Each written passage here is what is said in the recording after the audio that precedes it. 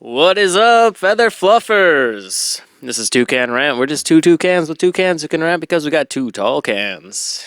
Now I'm JD. And I'm Jeremy. Yeah, and we got some news news segment now. That's what we're testing out, seeing how that works. Yeah, we're gonna test out the news segment. The new news segment. The new news. Yeah. Are you gonna? You go first, man. No, you go first. I want to see what you got, because you were like, oh, I got this whole thing about what I heard about. I believe you previewed it as an 80-page giant. Yeah. That's not like the most monumental one. It's actually a 100-page giant. Whoa. Yeah, there's gonna be a new Batman and a new Swamp Thing. What? Yeah. I think I just shit my pants. I was gonna say another Batman. Wow, another thing I gotta try to follow. Excuse me, but the Swamp Thing. What do we got? When's it coming? Yeah, Hit me. November 27th. You're shitting me. With some pretty cool ass retro art. You can't see this, but we're gonna wait for Jeremy's reaction. Oh, okay.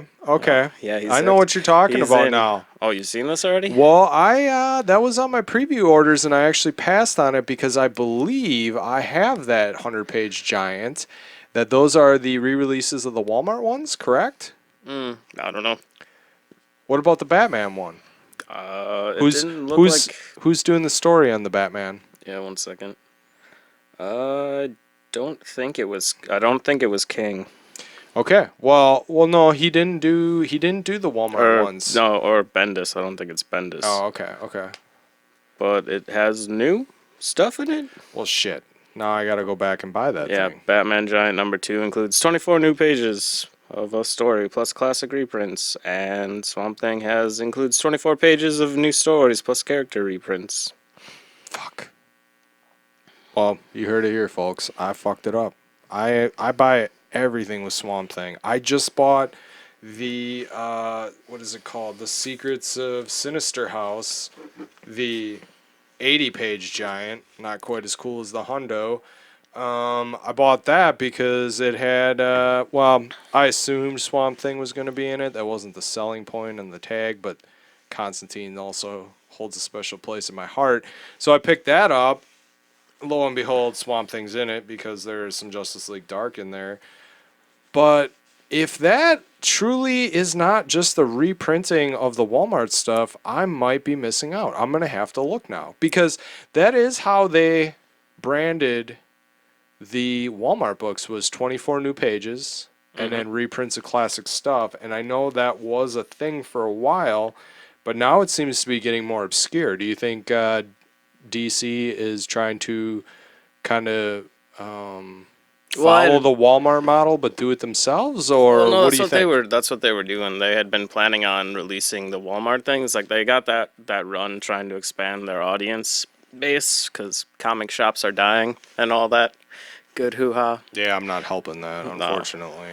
Not They're at all. just so far away, man. I still patronize them when I can.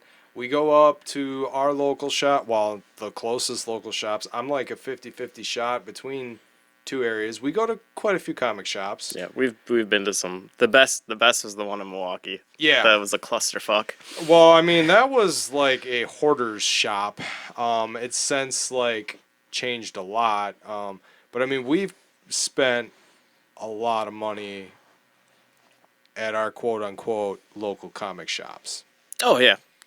And I would be up there every week if it was within less than an hour drive. Like, if I was in Green Bay, I would be there every Wednesday. Yeah, I mean, when we had one in Sheboygan, I was there weekly picking up my books. He wasn't a dedicated comic shop. It was more of a hobby shop. And he eventually gave it up because everybody was sticking him with comics because they didn't pick them up. So he canceled it, which really sucked for me, because then I was like, all right, well, I guess I'm going to go to trades. And then I discovered that I'm just going to pay $4 for shipping that is like now 2 weeks behind because Midtown is a bunch of motherfuckers right now. Yeah. No, speaking of which, oh my God, I just got confirmation that they were going to be shipping it, and it's still in fucking New York.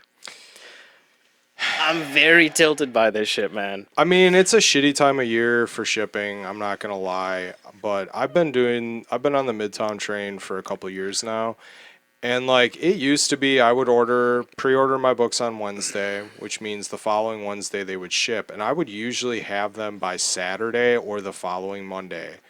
Now, I don't get confirmation that they ship until the following Wednesday when the next week's new books come out. Like, it is insanity to me that, so like, new books were just released this Wednesday, right? I finally got last week's books confirmed that they were shipped. Now, I won't see last week's books until Monday, which really fucking sucks. You know what we need to do? We need to like make an Amazon, but for comic books. Just have warehouses everywhere. Oh my god, with the 2 day shipping? Yeah. Oh fuck, dude. Or if just Amazon were to jump on that train, I don't know how that would Yeah. benefit like the comic book industry, but maybe it would kill actual mom and pop comic book shops. Which is the thing, like so comic book Yeah. shops, like are you supposed to talk to people in there? Like it's a haven. I don't know, they talk to me all the time. Yeah, I don't know. I always feel weirded out by just like going up to somebody like, "Oh, hey, you like comics too." Yeah, but people have a tendency of doing that to me. And I'm not the most approachable person by all accounts. I mean, I think I am. Well, no. I hate people. You I, should see the way this guy dresses. yeah, well, there's that. But I mean, there's also my demeanor of like, I am have been told I am like the king of killing a conversation, which is not something I should be proud of. But at the same time, like, I don't want to talk to people. So there's that.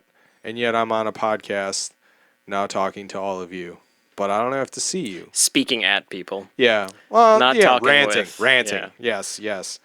Yeah, I don't know. I'm not gonna lie. I like going to the comic book shops. I miss not having something. I mean, the place I was going, like there wasn't long boxes of stuff to go through or picking up back issues, but at least I could get the new stuff coming out week by week.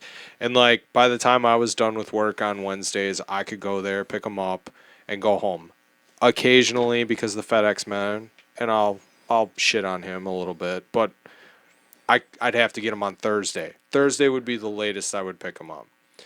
So I mean, all in all, like that doesn't seem like a terrible thing compared to what I'm going through right now. I just can't see spending the gas to get to Green Bay or Milwaukee when I know I'm going to spend more than $4 in gas getting there and back. But it's the journey. The journey is a lot more fun. If Yeah. you're going solo, it's kind of not. Yeah, I was gonna say, and then I have to take my kid, and it's just a whole fucking ordeal that, you know, I might get there and they won't have what I want, and then, yeah, you can get pull lists and stuff, but like, I gotta say, Midtown is kind of attractive because I can pick covers. Like, if there's variants, I don't have to play the game of is my shop gonna have it, because now I'm buying it from a big enough shop where they have boatloads of the stuff. I mean, it is what it is. From a collectability standpoint. So you want to hear the next collectability thing? Okay. It's the new. It's more Swamp Thing news. Okay, go for it. So, biochemist Alec Holland was developing a serum for military applications, but was tragically killed in a freak accident before he could perfect it. Still, the data behind his formula remains property of the United States government and the Weapon 4 program to this day. The Justice League aren't the only ones to have weaponized flora. Is that the description for the 100-page giant? No, this is a completely different thing. I read this. What is this? It's not Swamp Thing, unfortunately. No, what is this though? It's Weapon Plus, World War IV. Yes, that's what it was. Man Thing from Marvel. Have you read anything No. Man Thing related? No, I have not. And I'm really disappointed. I was hoping you would be all jazzed and like. No, just dude, boom. I feel like I read something about it. Like I maybe saw something in passing. As you're reading, I'm like, I've heard this before. Damn it. But the Man Thing, I mean, Marvel rebooted him a while ago, and I remember it coming out, and I'd be like, That looks like a knockoff of Swamp But Thing. all comic book heroes are. They're knockoffs True. of each True. other. Yeah, yeah. So, like, I didn't know if you had ever read Man Thing, because you were a big Swamp Thing dude. No, I haven't. But that's interesting you bring that up. Maybe that's something I should check out. Might be something, All right. I might be interested in. So I got legit news. We had been talking last episode about cancellations and stuff for DC and Marvel. I think you were gonna be reading Deadpool. Deadpool 1 and 2 got delayed a couple months. The new Deadpool? Yeah. I hopped off. Did you? I did. Already? What? I did. What? I accidentally bought the annual. I wasn't impressed. Is it written by the It's guy? not written by the new person. I just This is gonna sound petty, but I'm kind of pissed they got rid of Scotty Young. Oh yeah. No, for sure. He was doing real good stuff Yeah, in there. I mean that Deadpool run. Like you can argue some of it wasn't top notch, but I have a feeling this was coming, and he knew that, so he just threw everything he could to get it finished. Morning Glory, the knockoff Batman. Yeah. Oh yeah, that was good. I mean, Dude. there's so much. Like Deadpool's such a cool character. I know it's kind of probably played out now. He's a lot with the movies and everything. He's a lot bigger than what he was. But like, there's so much you can do with a character like that, and especially towards an adult audience. Like it just fits. Sometimes I feel like the censorship in the comics kind of holds him back a little bit, because Marvel doesn't really have that, or at least Deadpool doesn't really have that outlet to, what he's saying in the squigglies, but you know. Yeah.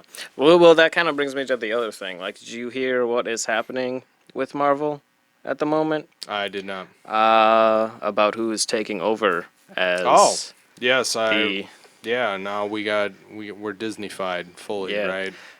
yeah, Marvel Comics is being taken over by Bob Iger. Yep. Is that who it is? Yep. Or Kevin Feige? Kevin Feige, Oh, yes, there you go. the Yep. the leader of the fucking Marvel Disney cinematic universe. Yep. So do you think he's gonna actually it's gonna affect the comics? Like, are they gonna suddenly spruce them up and mold them so they become Disneyfied? God, I hope not. I don't know. Dude, Shuri is a fucking Disney princess.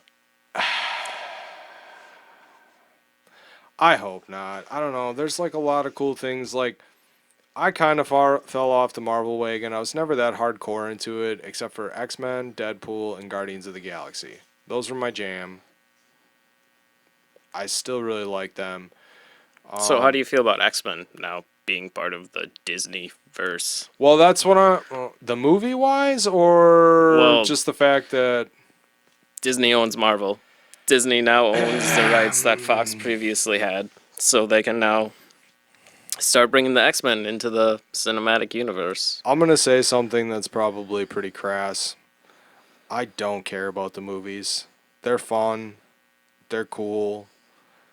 I don't live and die by the movies. I prefer a book. There's a lot more you can do in a book. I like being, even in a visual sense, like the visual sense of a comic book, I like being able to imagine things. I like being given the 22, 24 pages weekly where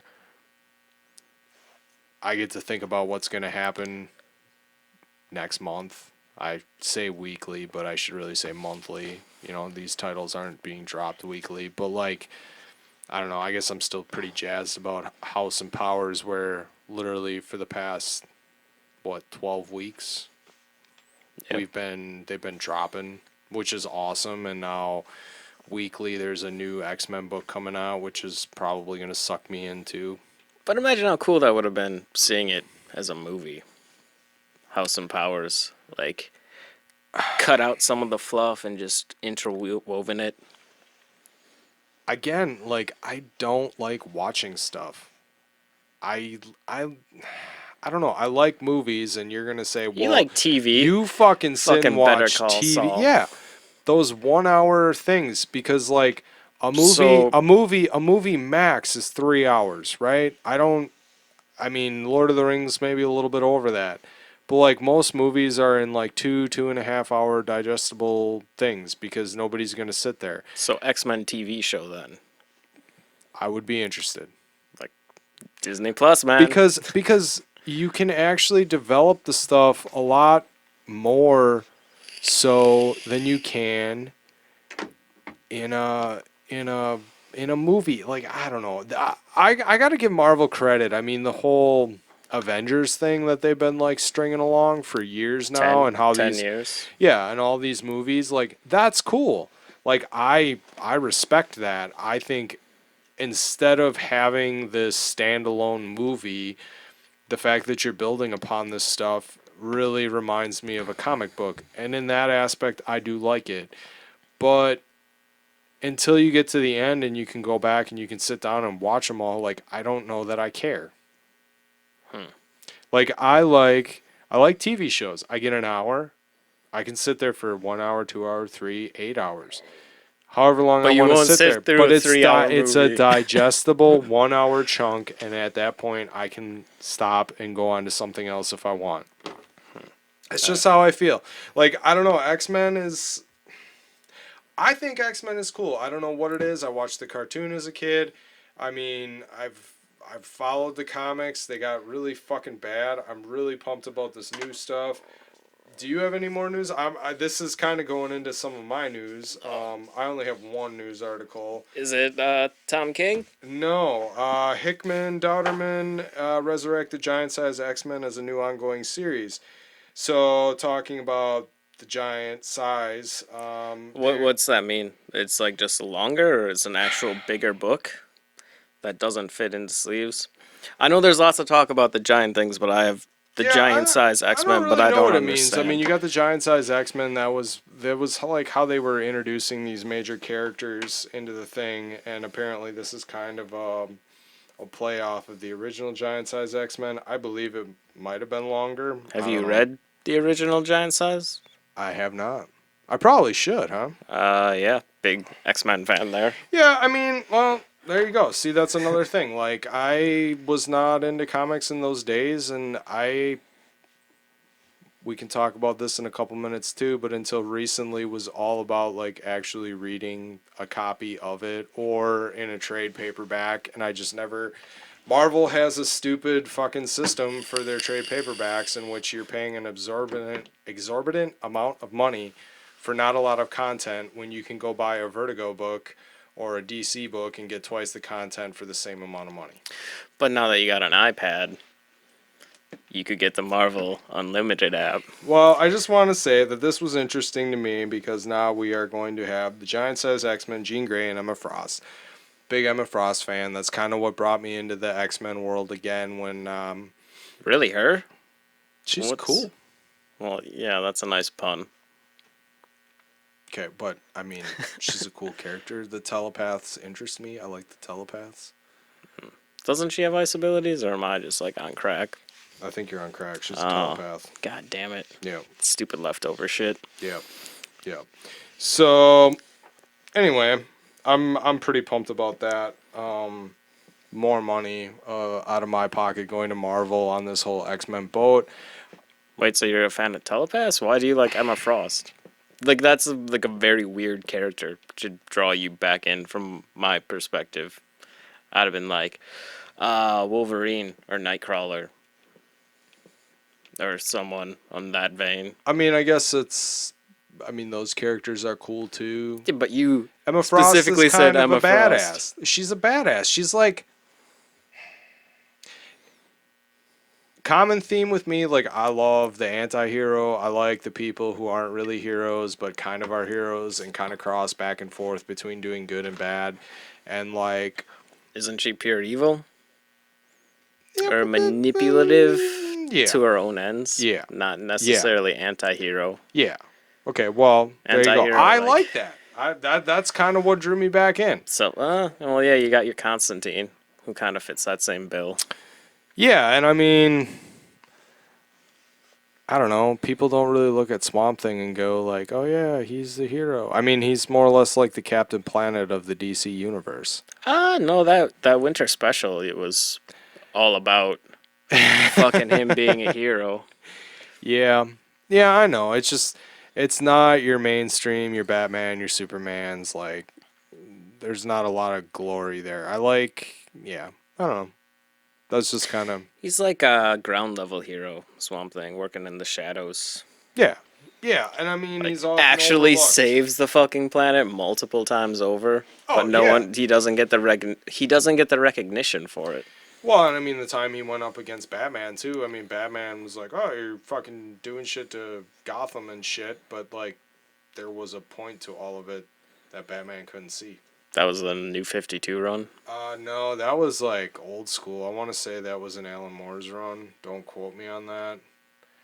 It all runs together, man. I got to reread like that whole.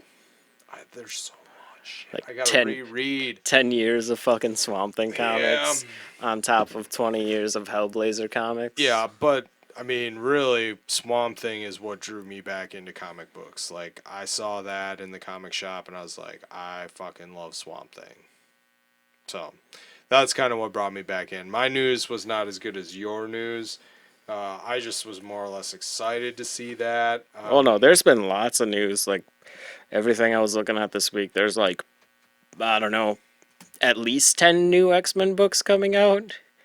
It is insane. If they all drop on the same week, I'm fucked. No, it looked like they were like spread out relatively decently. Yeah, yeah. Like I said, I'm gonna dip my toe into all of them Oh, because you never really know until you get into it if it's gonna be good or not. yeah. So like it's I don't know when it's coming out, but it's coming out kind of soon. They're releasing a book of the first issues of all the new series. Did you see that? I did not. Yeah, so they're gonna release a trade paperback of all the first issues Of of X Men of specifically, yeah, or this X-Men thing, the Marauders. well, fuck. Hickman. Well, no, it's like it'll be out when like issue 3 or something of them are. But it's like an interesting little entry point, and I don't know if they should have just released that at the same time.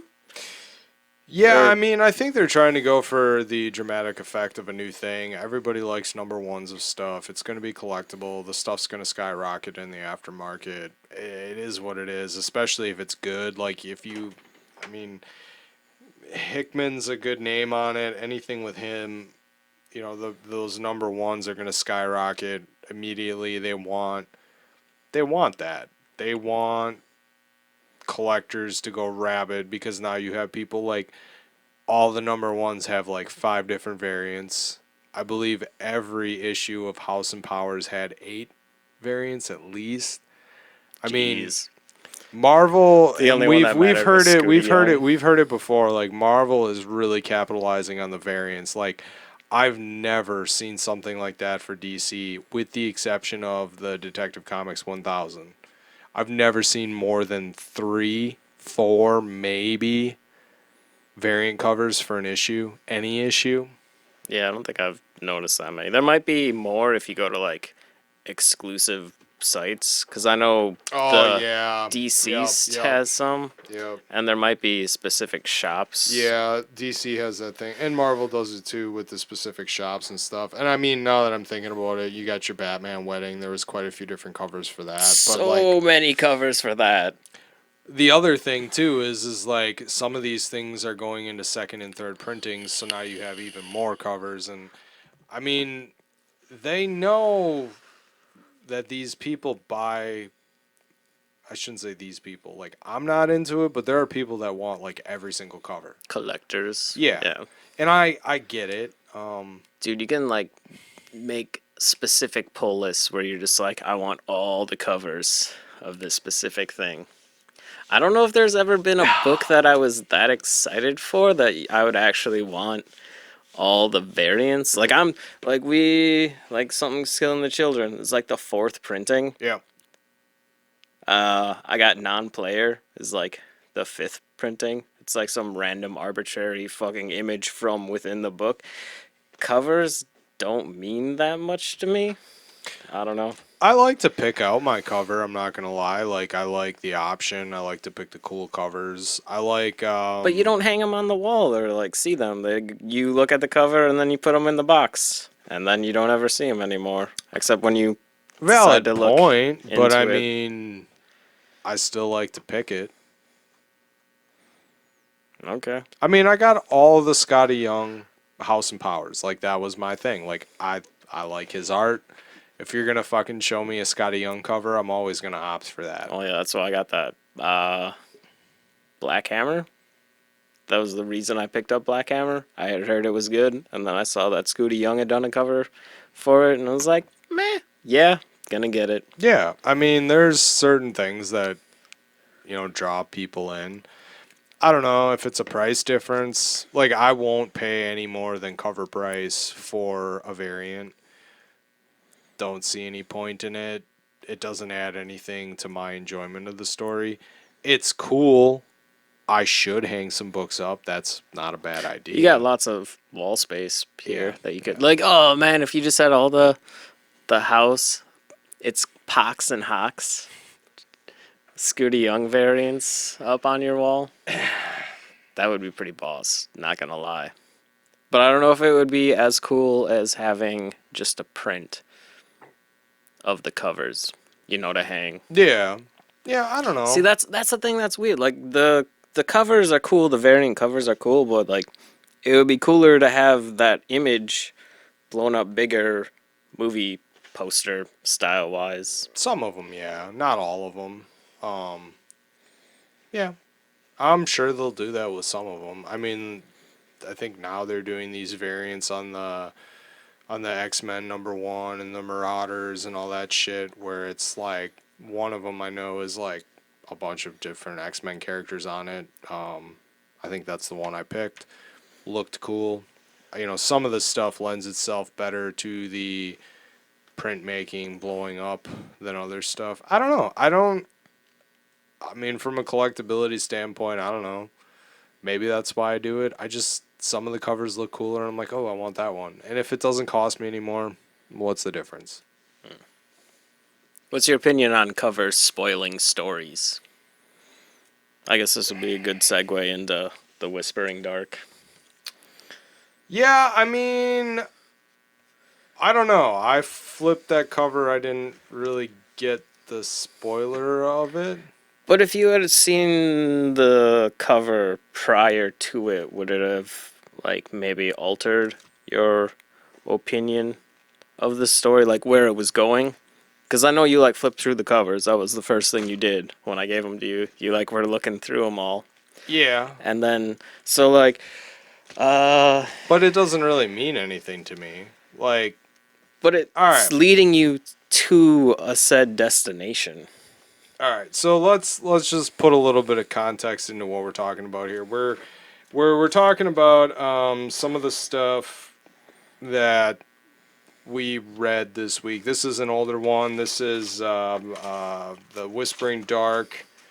Um, By Christopher M. Gard. He's written by it, and art is by Thomas Aria.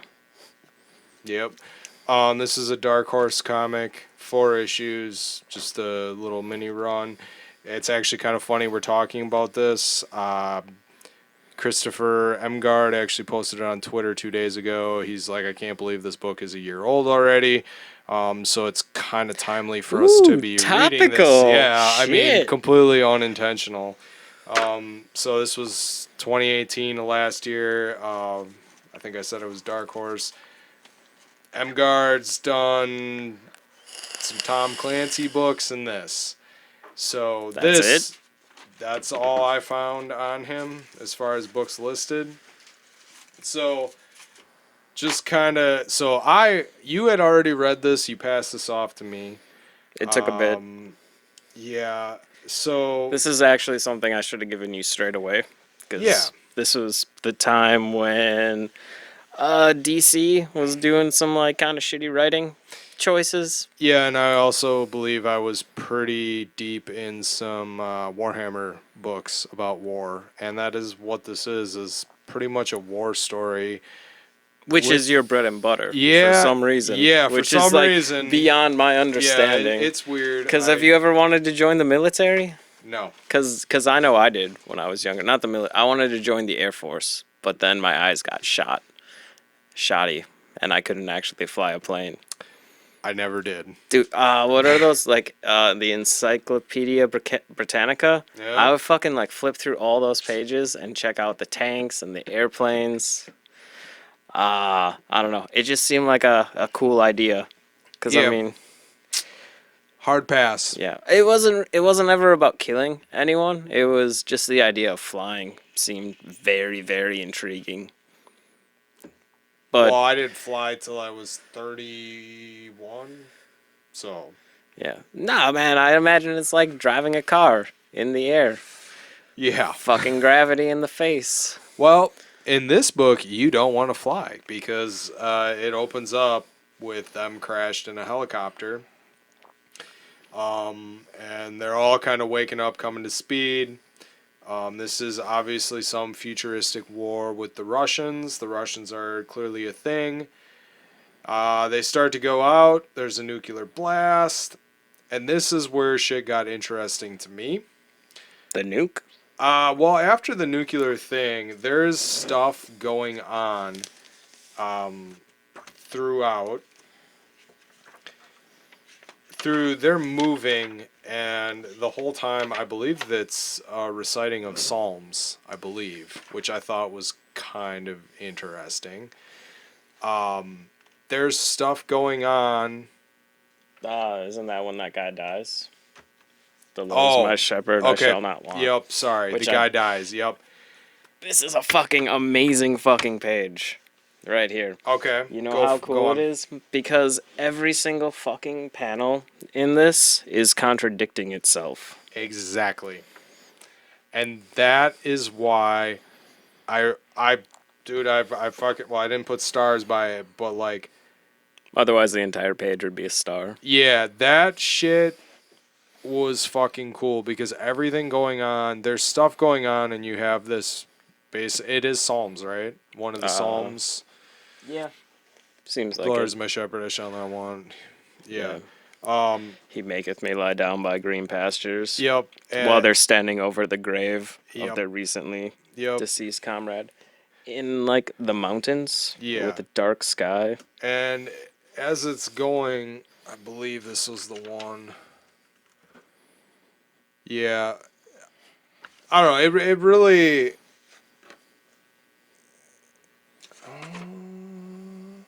We're flipping through this thing Yeah. just to Sorry like about that. just to get our bearings on it. The art's good. It fits. Yeah. Well, and it just, It's I don't know. nothing It groundbreaking. really kind of spoke to me, and especially with, we go on through this, and I want to say the opening shot is her and her father in a church. Yeah. Then she wakes Which up so is she ever talking to her father in the church? in the helicopter. I'll get to that, man. Don't hold on. This blew my mind. Some of this shit, and at some point, she's talking about not really wanting a command, and she kind of got forced into this, and she actually makes a kill. And then shortly after that, it cuts back to her and her father in the church, and you can tell her father's not quite right. Wait, what? You think he's not right? Well, his eyes are red. Ah, shit. I missed that. Yeah. Yeah. So, I thought his eyes were closed. Not red. They're definitely red. I thought he was just like nah, it could taking be. in taking Could in be. no, Could be. they're definitely red for sure. So the big thing, The imagery. the imagery is great, and this questioning of morality, she's talking with her father, and it really makes it sound like, can God forgive? We're trying to find out, you're making a kill as a defense, and it's probably a question in a lot of soldiers' lives, which always fascinates me. Like, you are committing murder. You are committing a sin. Can God forgive? Which was pretty interesting. One of the pages you flip, there's a, she makes the kill.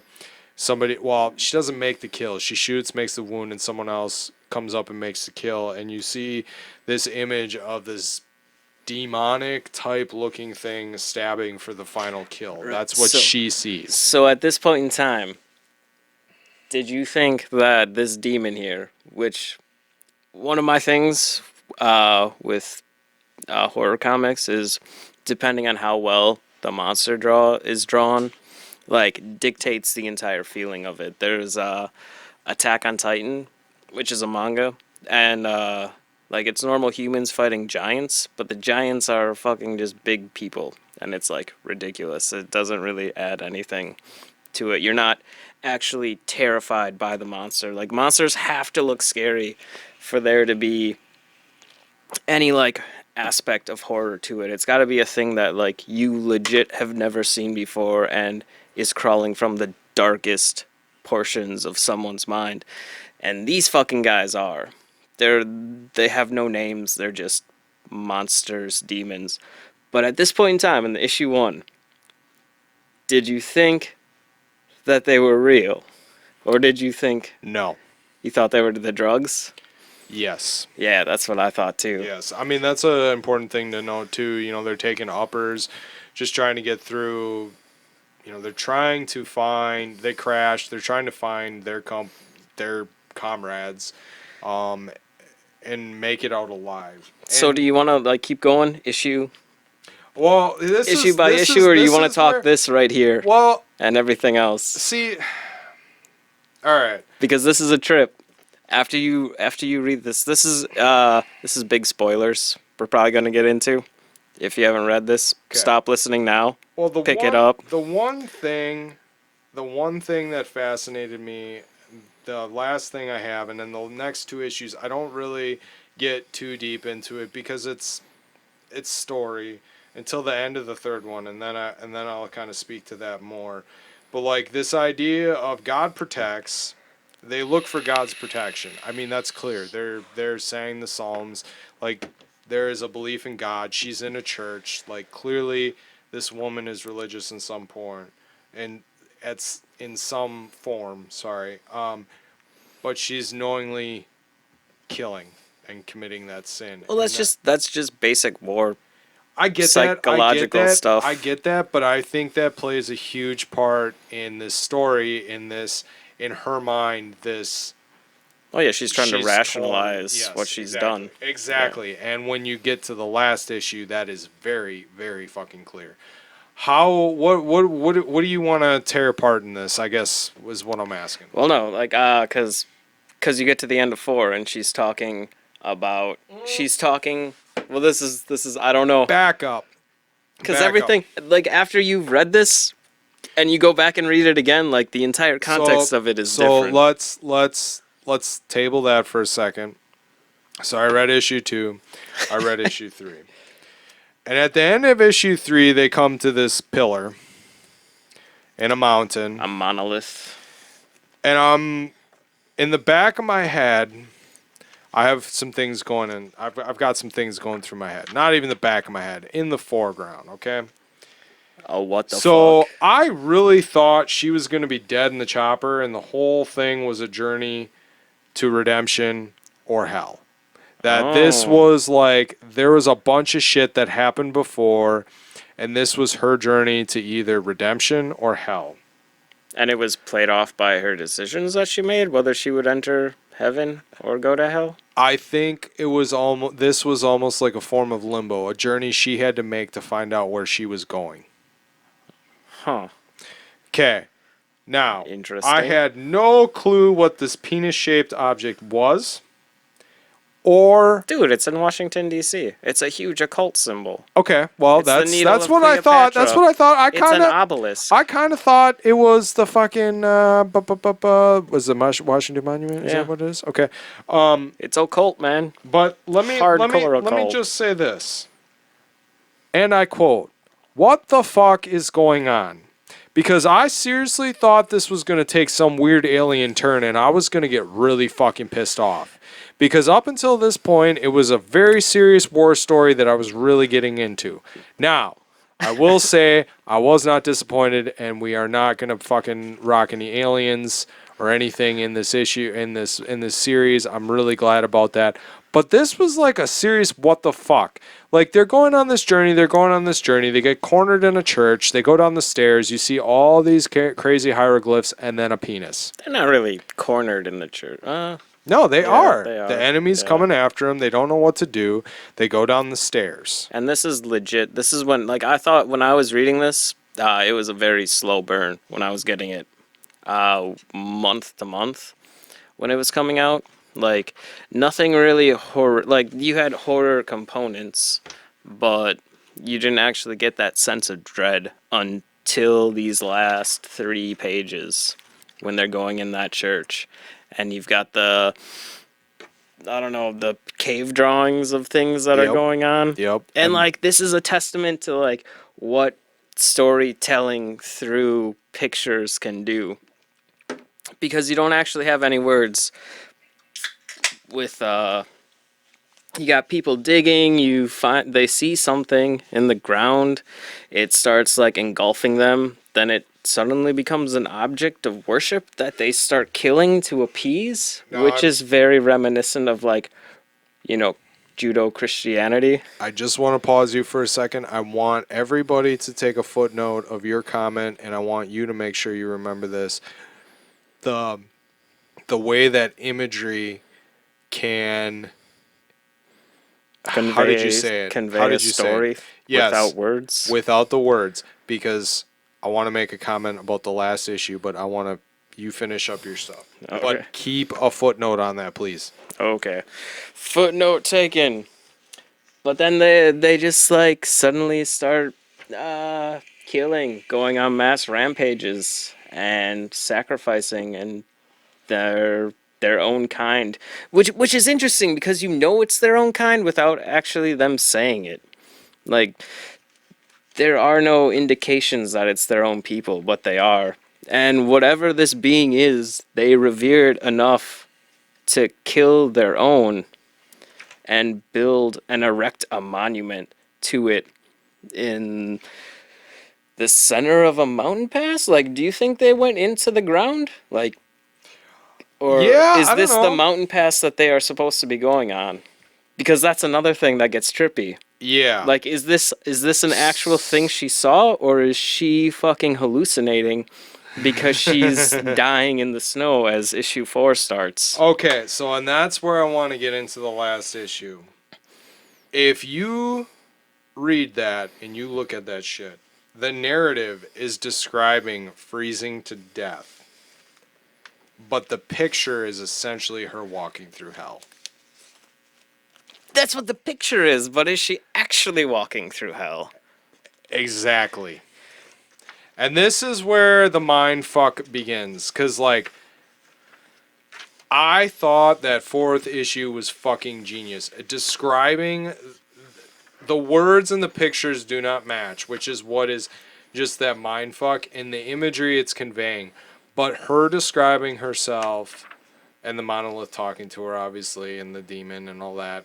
But, like, she's describing herself basically freezing to death.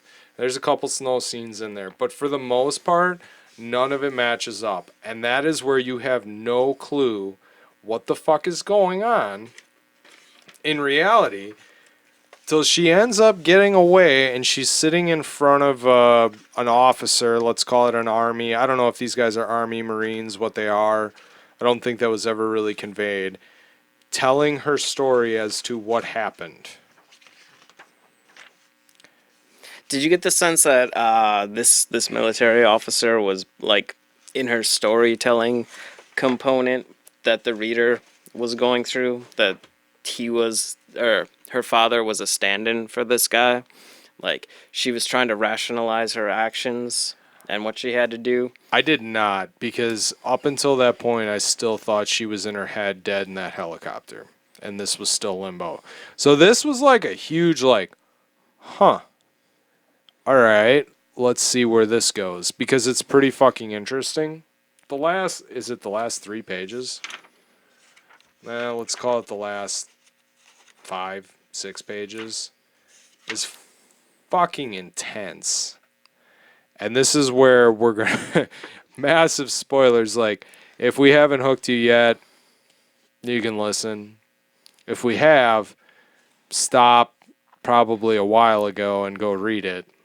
Yeah, go back, do a time jump, go back before you've actually heard us talk about this. She's explaining what happened to her, which kind of leads me to believe that this entire comic book is just a retelling of her story. And the whole time she's sitting in front of that guy. And now that you mention her father, I don't disagree, but he's not judging her, I don't think, because she's escaped, right?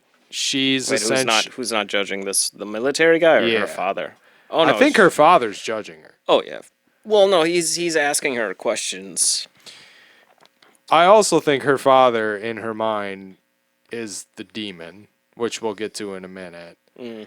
You know, where we have you've seen him That in the is previous that is pages the as she's Whispering making the Dark. journey. Yeah, the Whispering Dark. This demon comes out as they're describing being Cole. frozen to death.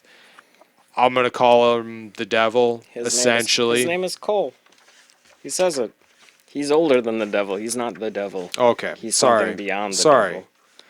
All right. Well, clearly There you are, I my didn't take enough dainties. I notes. am Cole. Okay. It So wants to lull you, she's talking to to this slow you down. army officer, and all of a sudden they're attacked. And they go out and look, and there's a 2-page spread of these demonic things. Previous page, Oh, yeah. demonic things like coming down on the military on these tanks, And it's not aliens.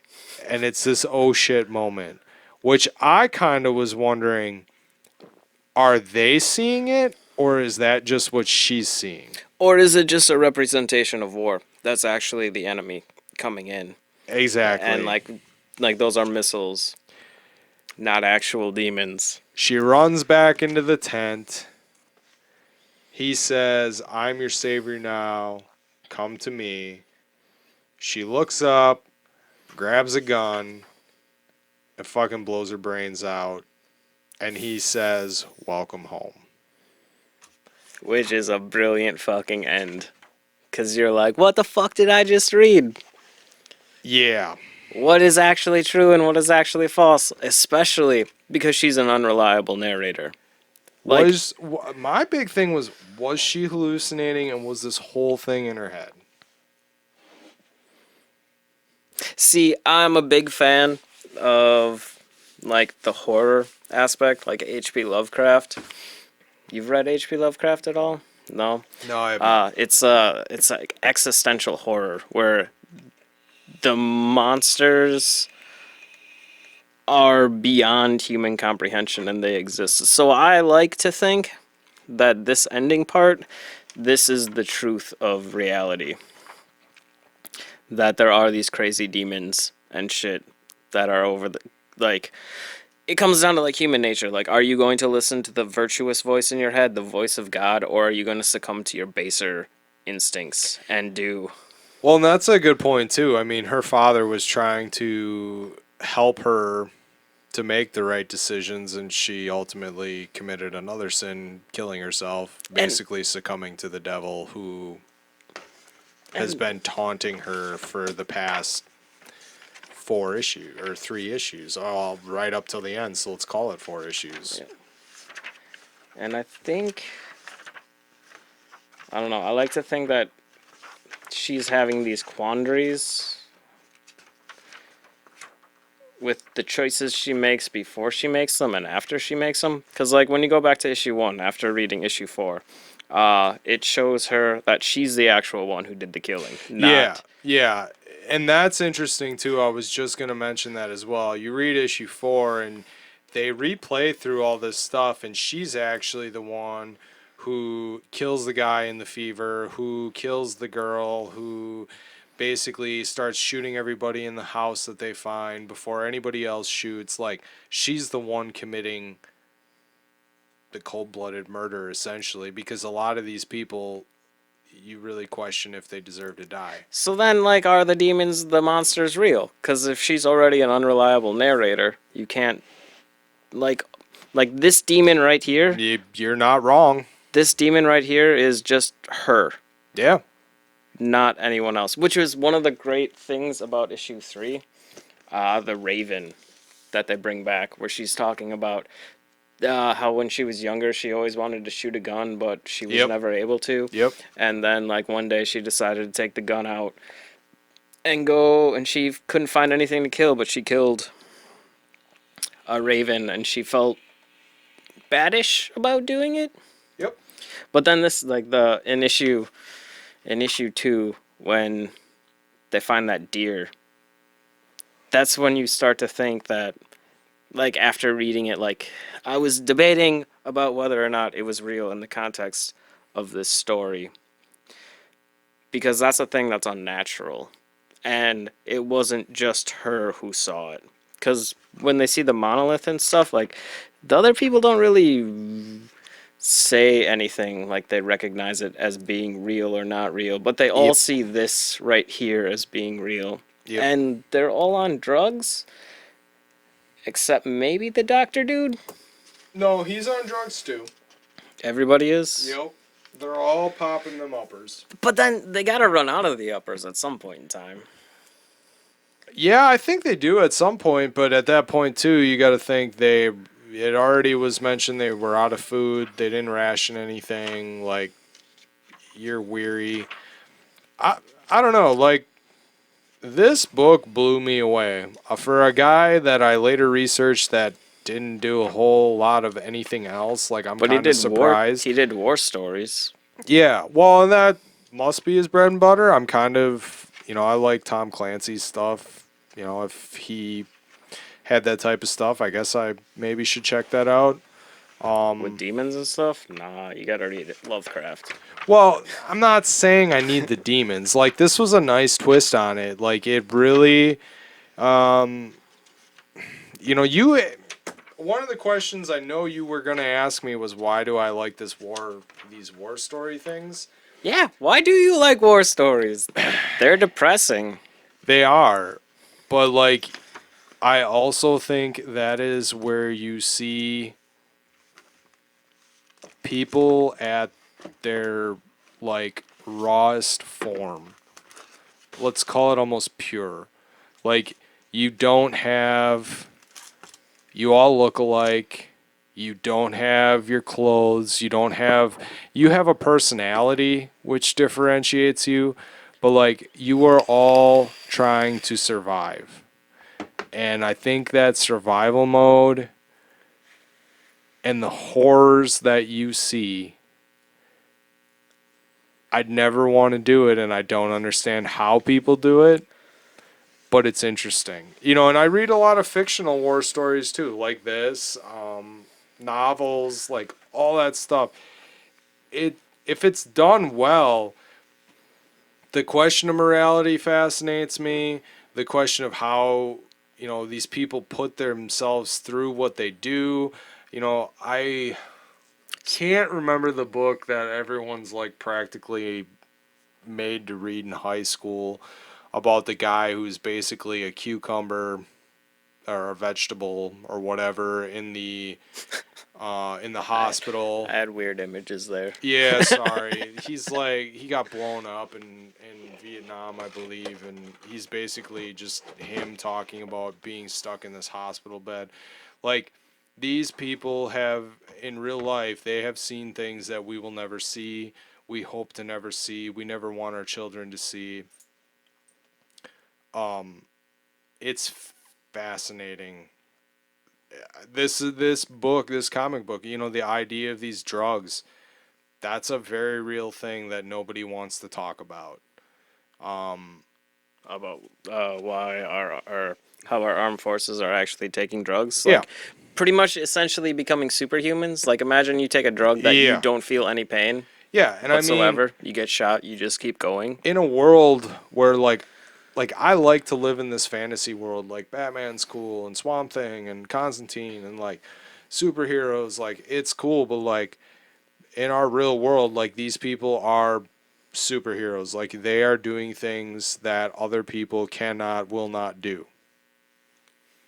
That's true, and they are And fighting. I have a lot of respect for it. I may not agree with why we are fighting some of these wars and whatnot, but like at the end of the day, these are people that I know. You know, I know veterans. I've talked to veterans. Like I don't know what it is. Like that idea of somebody going and doing something that there are a lot of people who enlist and have seen a lot of shit, but like you're unique in that aspect. You've experienced something that I will never ever come close to.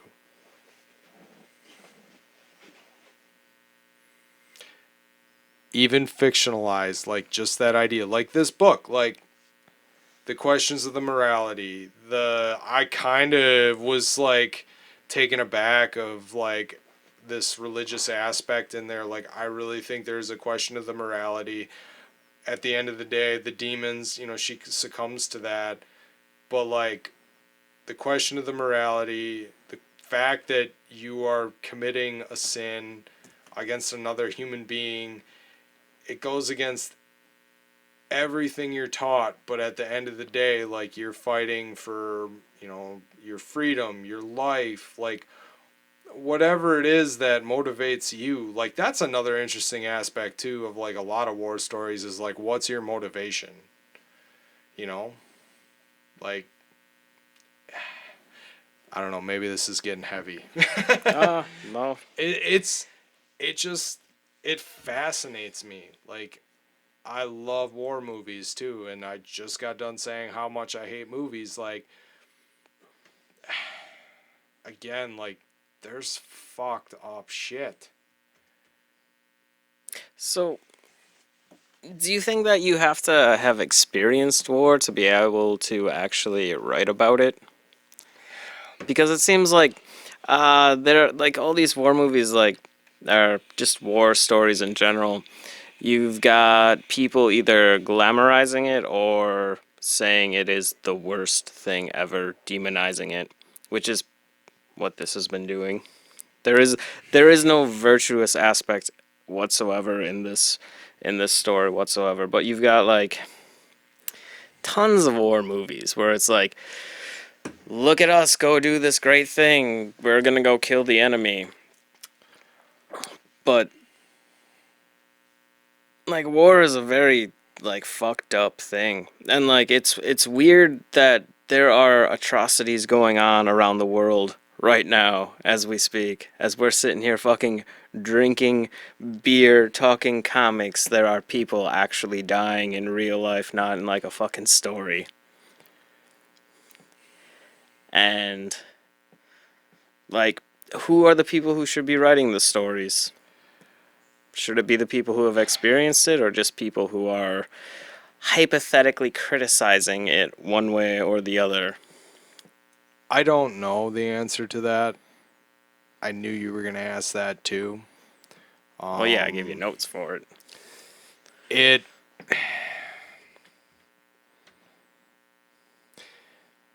I like both sides of the coin. Um, I worked with a guy who was in some pretty heavy shit in Vietnam, had his hip blown off, like, and he'd tell me shit, and I'd like look at him and be like, you don't have to. Like, I never even asked him. I just, I said, hey, I know you're a veteran. I really respect you for it. I thank you for your service. Like, I really appreciate that. And he would just tell me about some of the crazy shit, and like, it's it's harrowing. Like, I don't know how.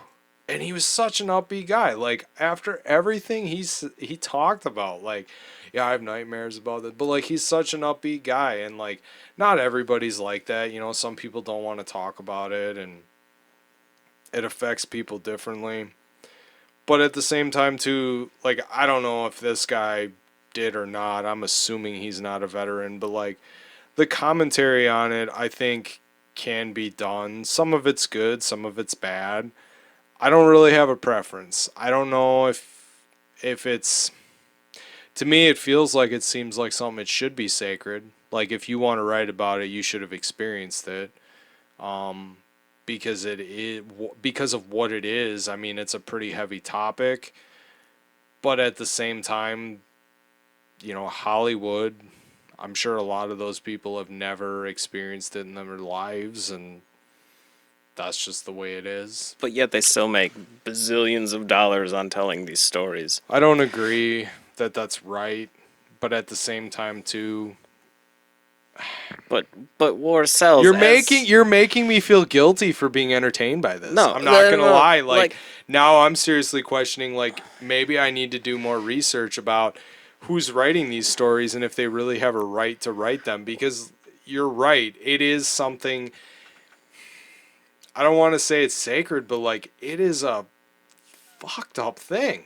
do you think that these are just serving as kind of like a cathartic method for you to understand what other people are going through? Because you're probably not ever going to go to war, and hopefully you'll never see it. Yeah, But you understand that these things are actually occurring in the real world, and there's no way to actually go experience it.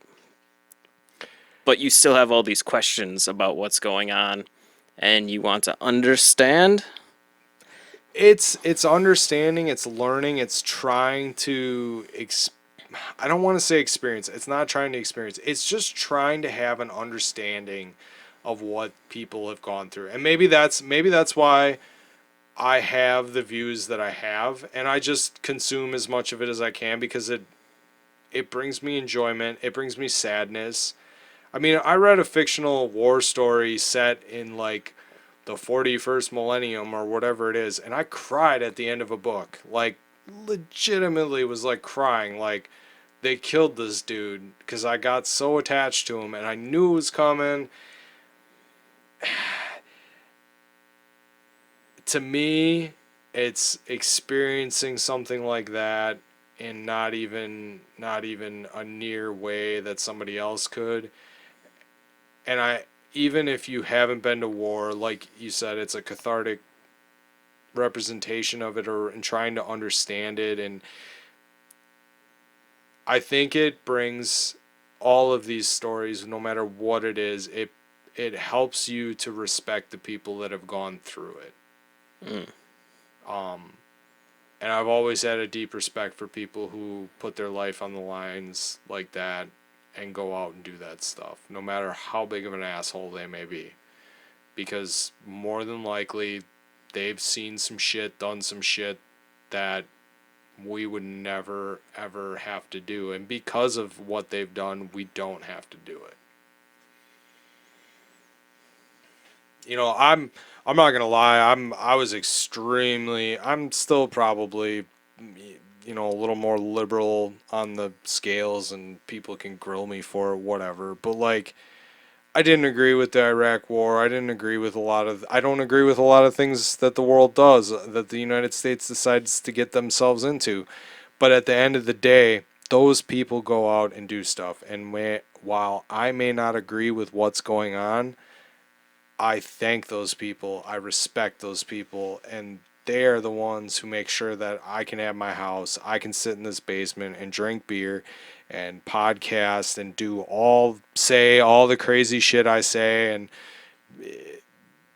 it's one of those things, like, it's one of those dirty things that has to happen, right? It doesn't. It doesn't have to happen. I don't know. I've always been fascinated with war. I don't know what it is. It's just a fascinating topic for me. Which fits in to the Yeah. fucking horror Yeah, I aspect mean of I mean this. you fucking, I got to say, people, go out and fucking read this. We spoiled the shit out of it by now. Go in and fucking read this book. It's worth a read. It's good. It keeps you on the edge of your seat. It's a war story. It doesn't get too far out there. And it Until issue it four. really, well, no, but it really deals with something that probably goes through someone's mind in that instance. Well, I no, mean, that's what I like to think this was. Like I don't know if it's necessarily there were demons or whatever, but it's a good representation of the struggle an individual would have whilst being in this very, because war is a fucking crazy thing, what they're expecting you to do, and you have to rationalize all the actions you make, even if they go against what you thought you would do normally, which is what I really liked about the narrator's lies to you while you're going through it, because like she does things that she would never have done normally and you would never do normally until you're in a situation where your life versus another person's life. I could not have said it better. I totally fucking agree. So, if you want a good war story and you want to go on a ride, you pick up The Whispering Dark.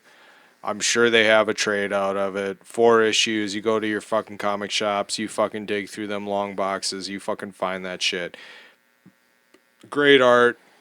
Great writing. From people I'd never heard of. Check it out. Like, give it some love. Not that old. No, 1 year. So. Best thing I've read in a while, and I'm glad it took this long to hook you up with it. This week's episode of Can Rant is brought to you by the High Life. Because we're just two toucans with 2 tall cans who can rant because we got 2 tall cans. We drink a lot of beers. We Not enough. love the beers. And Miller High Life has been a staple of our breakfast, lunch, and dinner. We're in Wisconsin. You wouldn't understand. All right, now back to the comic books. So, next up we You got. needed a pause, man.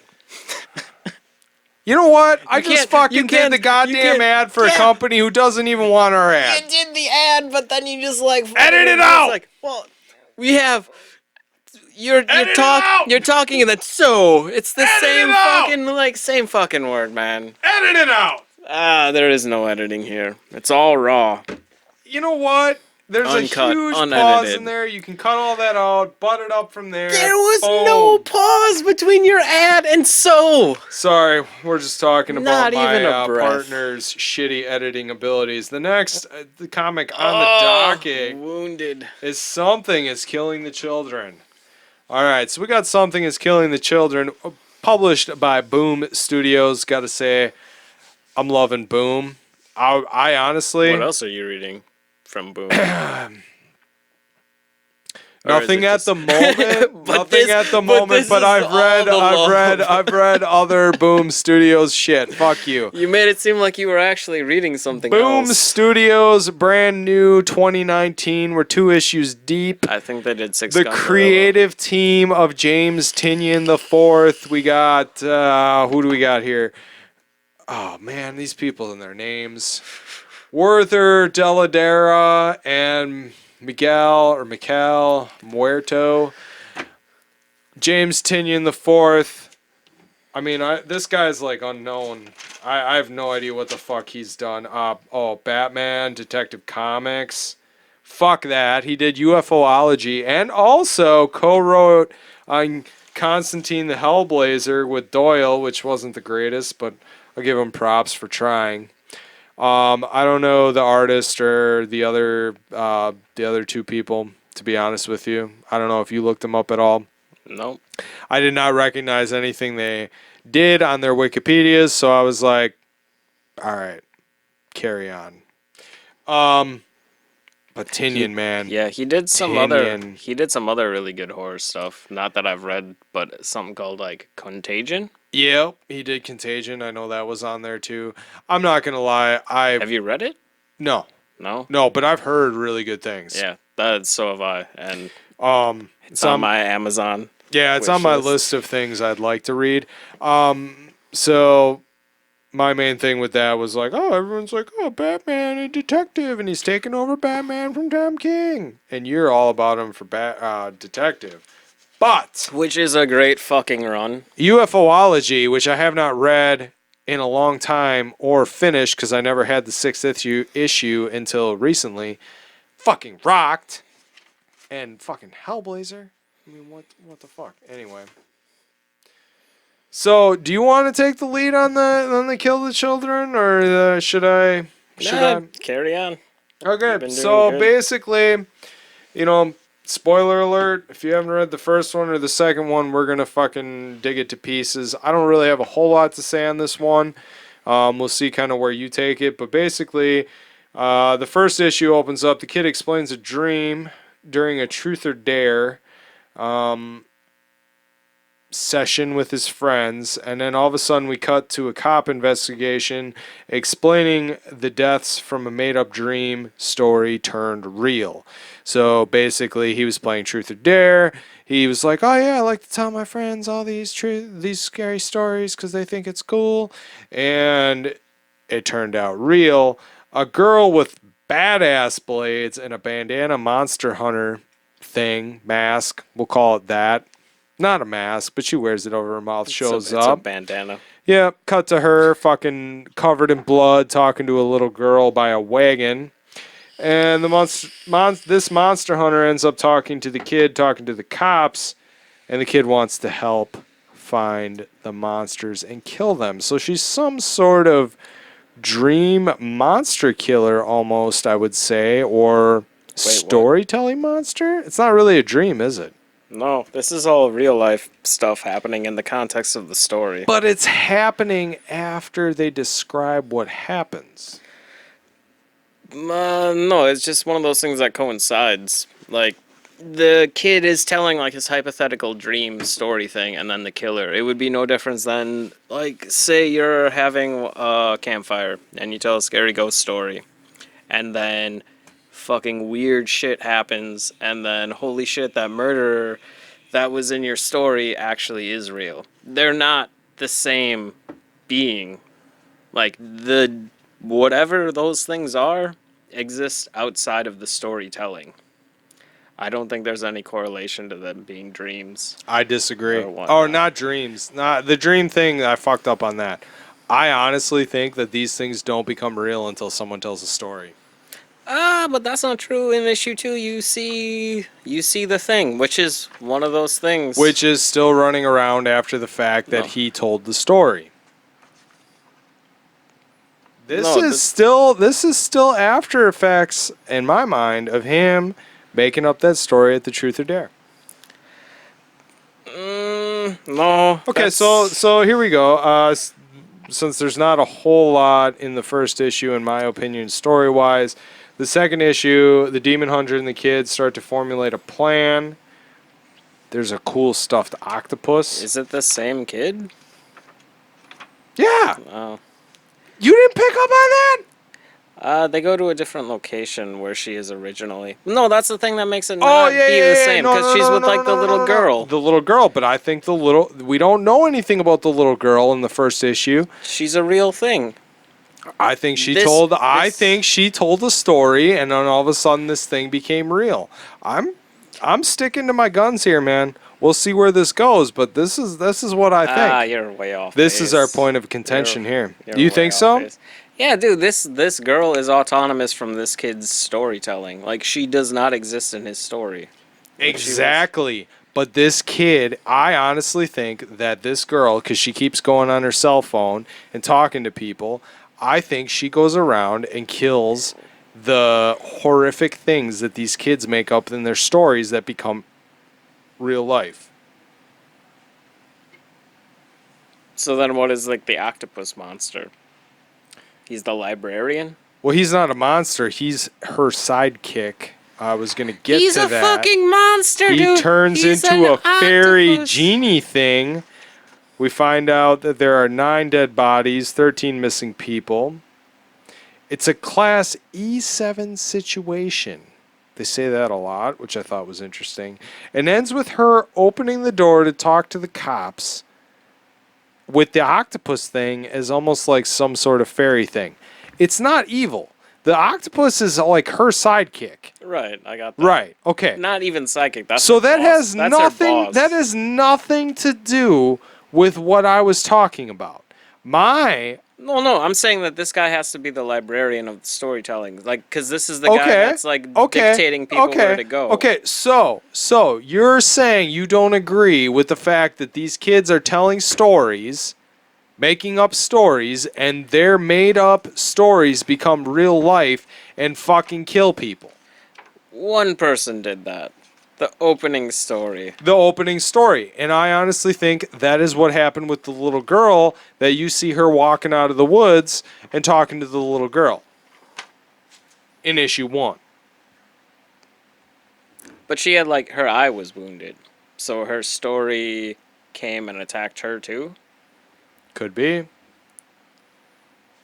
But that doesn't necessarily go with what happened with the first person. And the thing is here in issue 2, this guy is debating your fucking thing. This guy wasn't talking about any stories whatsoever, but yet there's still a demon that shows up or In a issue monster. 2, no. But he unleashes the demon monster in issue 1 by telling the story.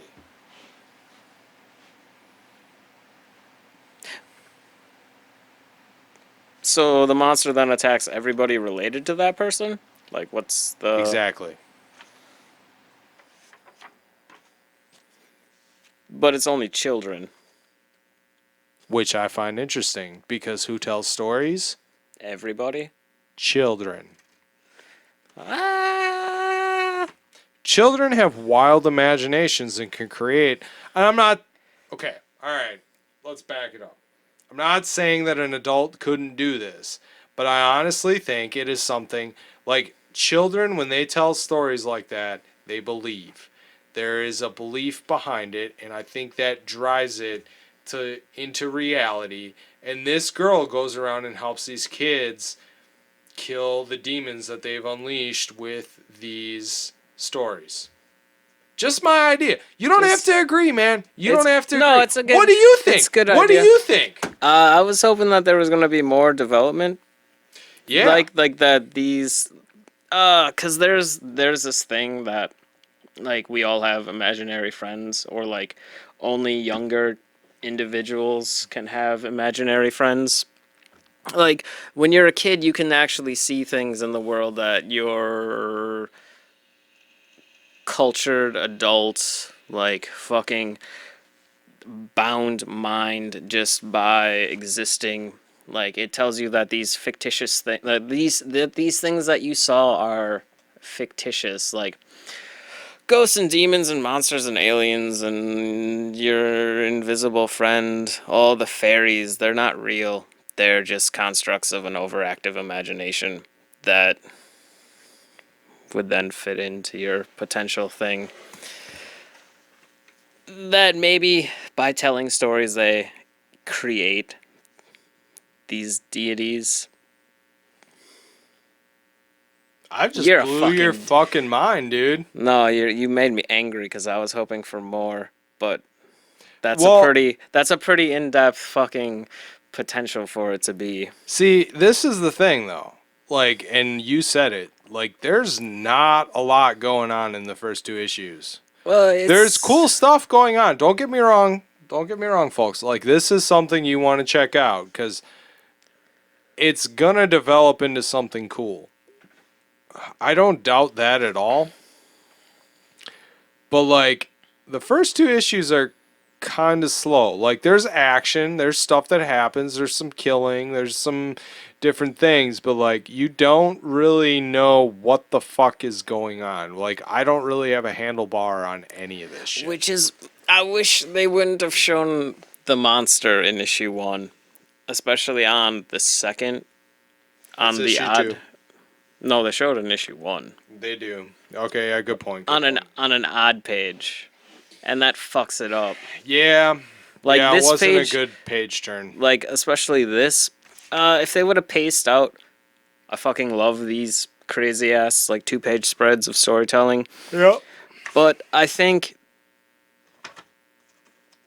they could have started it being more concise, like shrunk it down. This first page where he's just like Waking waking up. up.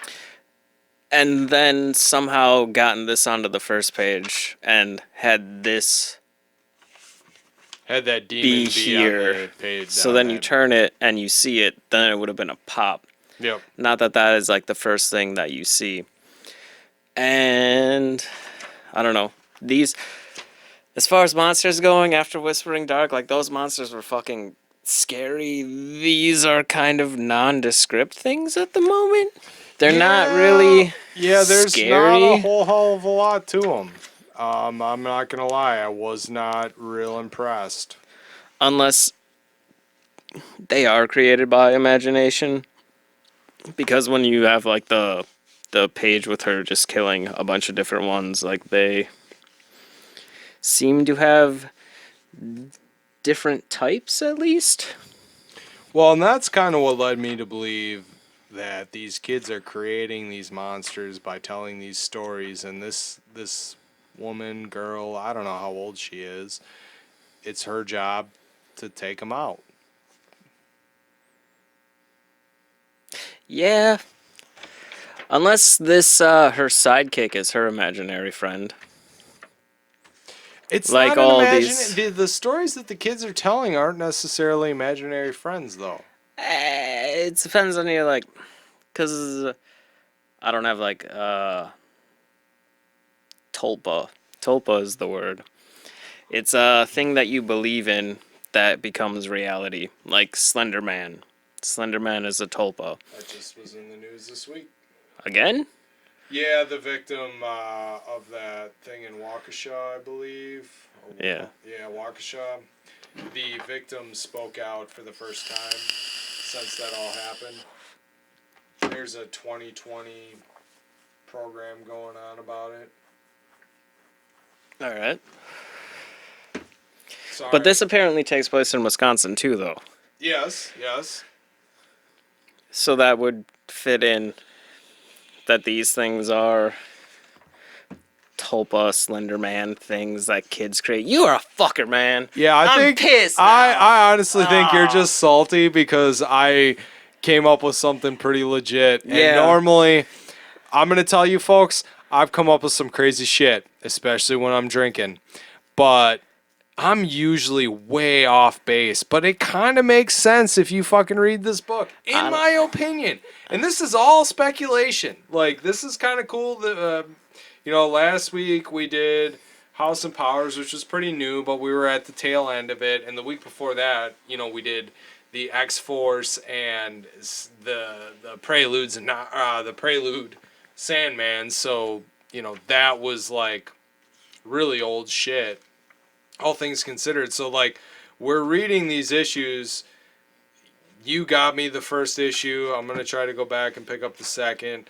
We're trying to be more current with our stuff, but there's not as much to speculate on. And I think you're just salty that I'm raised a good point. see, I was going through this.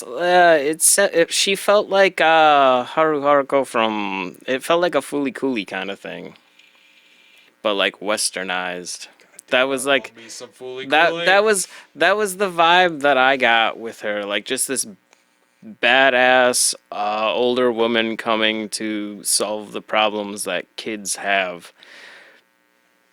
And I thought there was gonna be something more. And if you just like figured it out off of 2 issues, I think Tinian is gonna give you some mad kudos. You can give me some money. I don't know. I don't know if that's it, but it really feels like, So the children are creating the monsters. yeah. All right, I can see that. That's the thing. That's the thing that pisses me off because I can see your argument and I don't have a counter. I thought you were gonna be pissed and be like, "God damn fucking aliens! It's always aliens."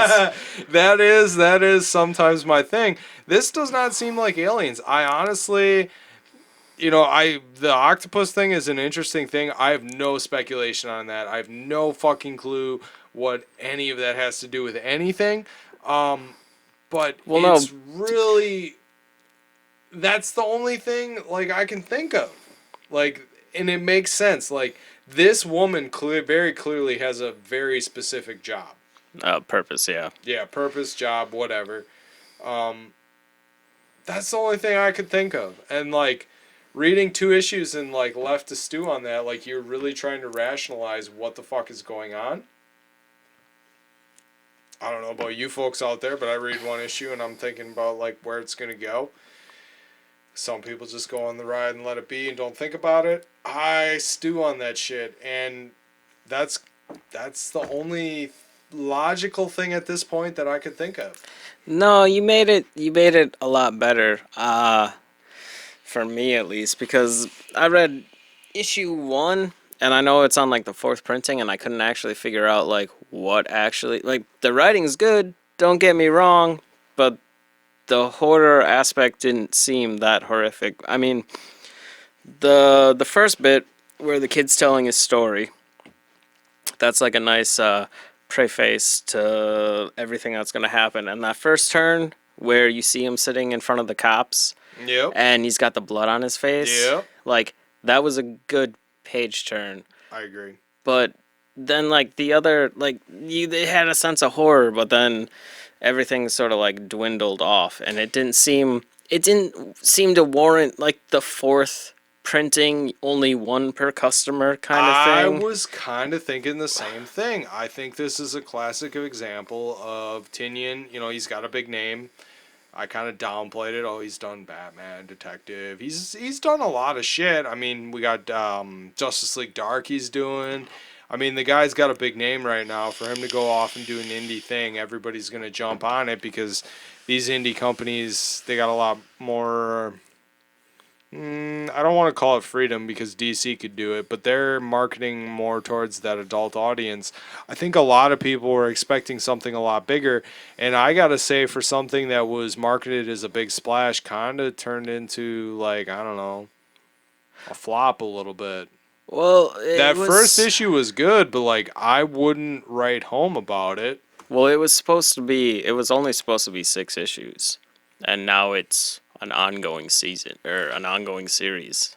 And I'm wondering how that's going to work with everything else he's got going on. The fact that he's going to take the helm of Batman. I mean, now you're talking about something, granted, they've gone from bi weekly to monthly with Yeah. Batman now. I get that, but that's a lot going on. But I don't necessarily, unless he's got a shit ton in the can.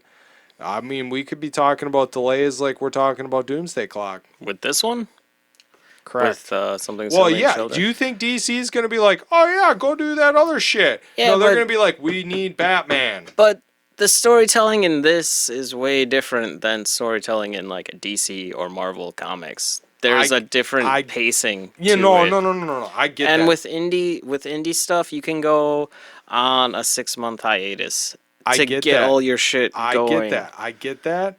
But I will say, I've been on the indie train, and like those hiatuses are not fun. Okay, Eh, because then, and it's the same thing. Doomsday Clock is a classic example. I couldn't even tell you what happened in the first issue anymore. You know what I mean? Like, there's so much fucking time between this shit. Now you're expecting me as the reader to go back, refresh myself, and to, like, get back into the reality of what's going on and then pick it up monthly again. I don't like that. I hate when it happens. I hate it when indie does it. I hate it when other shit does it. If you cannot commit to the ongoing series and write it at a consistent pace, don't. but if it's a world worth living in, it's totally cool. Like Well, you and read, let me put some parameters around that. I mean, if you can fucking finish up an arc, if this is an ongoing series where like they're gonna continue developing these characters, but they can at least run an arc where there is some sort of resolution to the story, I get it. But if you leave me hanging, I'm gonna be fucking pissed. but you read novels all the time. I do. And how long does it take for one novel to come out after one's been written? Because I'm still waiting. A while, but at least I have resolution at the end of that novel. The world exists, but I have resolution at the end of that novel. But there's still There's cliffhangers. not as much as in comic books. I mean, dude, like we're at the second issue. We really don't know what the fuck is going on. You read a novel, you at least have like a pretty good cementation of what the fuck is going on. Yeah, and this is going to be coming out. This is at least solicited for at least 6 issues. for sure. That's usually what like a series is. It's All right, like the fair enough, first fair arc, enough, fair enough. and it comes out monthly, so it adheres to the time schedule that it's supposed to be, and it's still conveying the whole comic sense. I'm Like just you're going to wondering pick if up. the 6 issues are in the can or if we're going to be waiting. Well, if it started out as a mini series and then got turned into an ongoing thing, I guarantee you had like the first six done.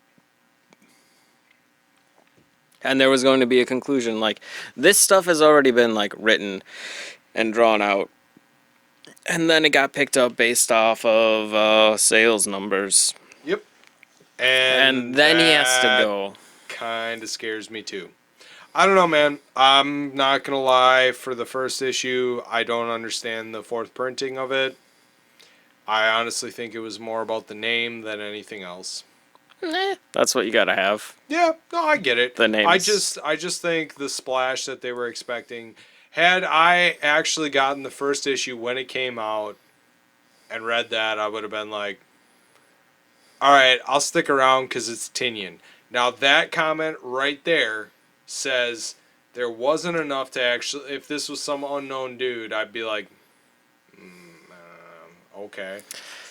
Now you want to compare that to the first issue of The Whispering Dark. I read that first issue and I was like, all right, I need to get the next. But this, but something's killing the children. You didn't have that same vibe. After the first one, I mean, it was interesting, but it wasn't anything. It wasn't that hook. No, Yeah, I kind of had the same thing. no. That's kind of why I didn't eh, actually like have questions for you or stuff, and like I didn't actually sit down and think through it so much because it felt it was kind of a letdown.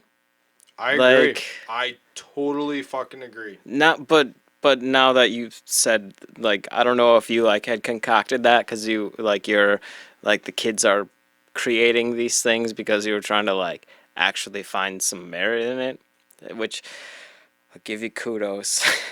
Begrudgingly, but that was a nice little fucking Well, pull. doing the podcast here, I want to think about things. I want to bring things to the table. I really thought that you had some ideas and maybe I killed them with my idea.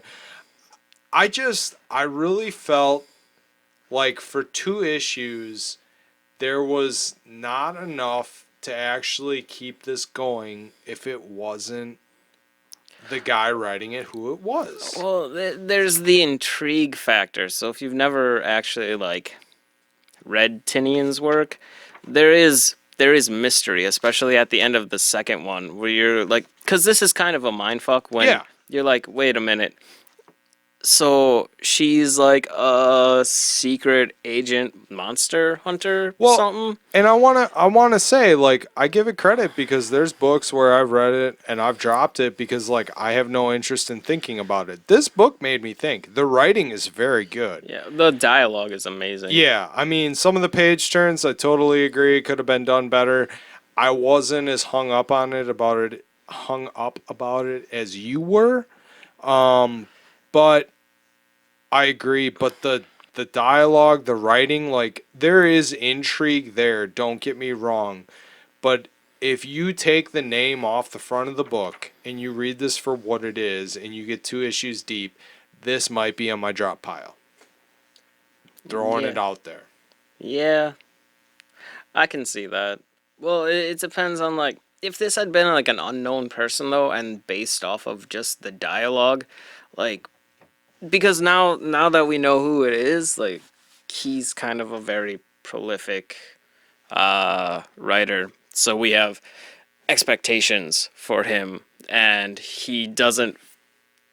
like he doesn't fill what we thought he was going to do with an issue number one. But if it had been like an unknown person and you read that first issue, you might have been like, oh wow, this is like being a big name, like goes back and forth. Like I'm sticking with it because he is a big name. But if like with the Whispering Dark, like we've never heard of Christopher Emgard, but like his dialogue stuck. Like it was a whisper in your brain. That's a lot Well, different than storytelling in the main two. I agree. I agree, but it Like took me characters are real. it took me 2 issues to formulate my thing on this. My idea on this. I'm saying you read the Whispering Dark first issue, like dialogue wise, art wise, and the art I want to mention too in the something is killing the children. Very good. Very good. The dialogue, like the page layout for the most part, like I agree on the some of the page turns. Totally agree.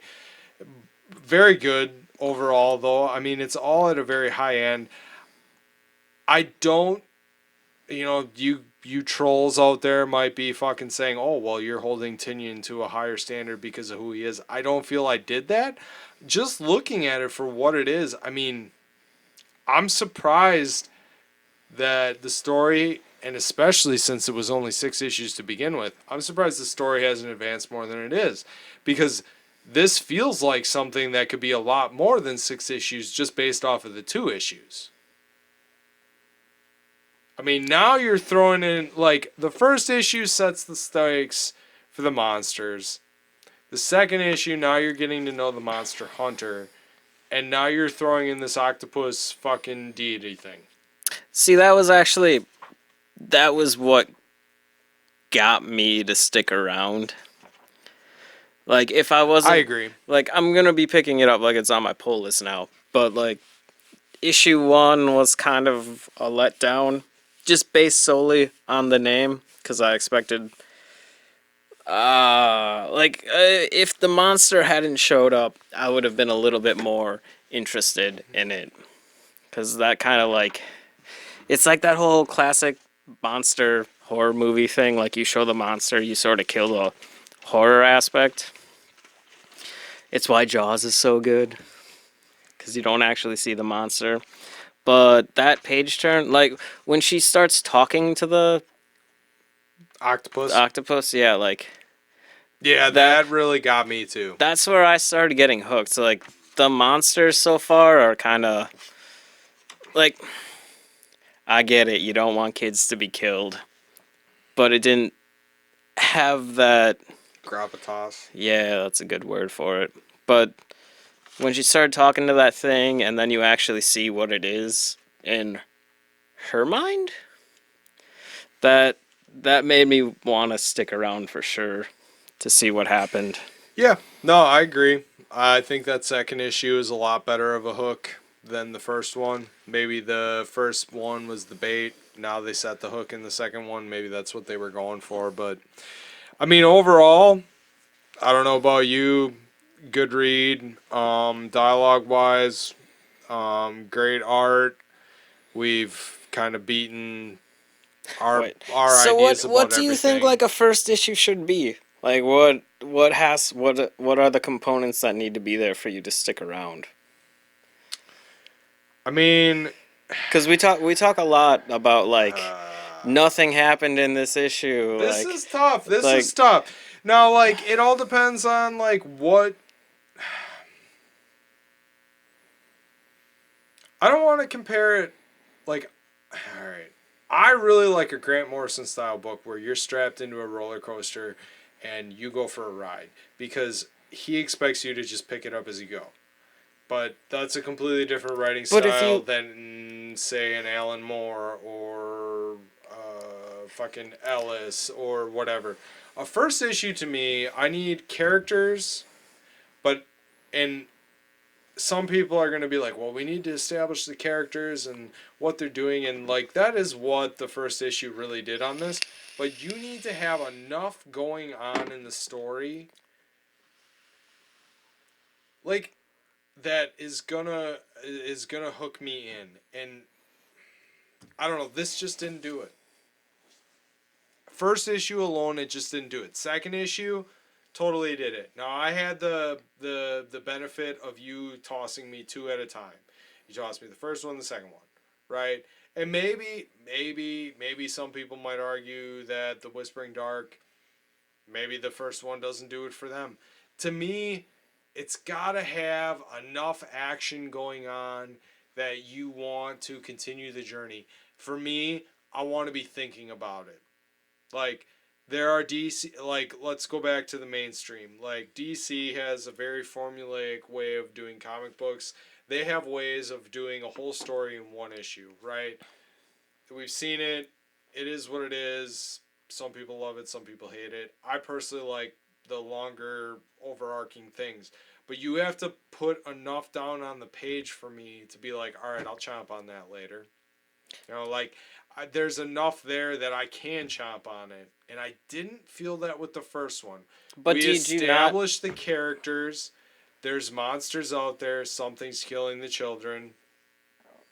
You're not Wow, wondering. that's a great pun, but You weren't interested, like, cause basically when we were talking synopsises, like I had like an entire thing like written out where like explaining what happened, but the title is the synopsis yeah, to a T. Like yep, something is killing the children, yep.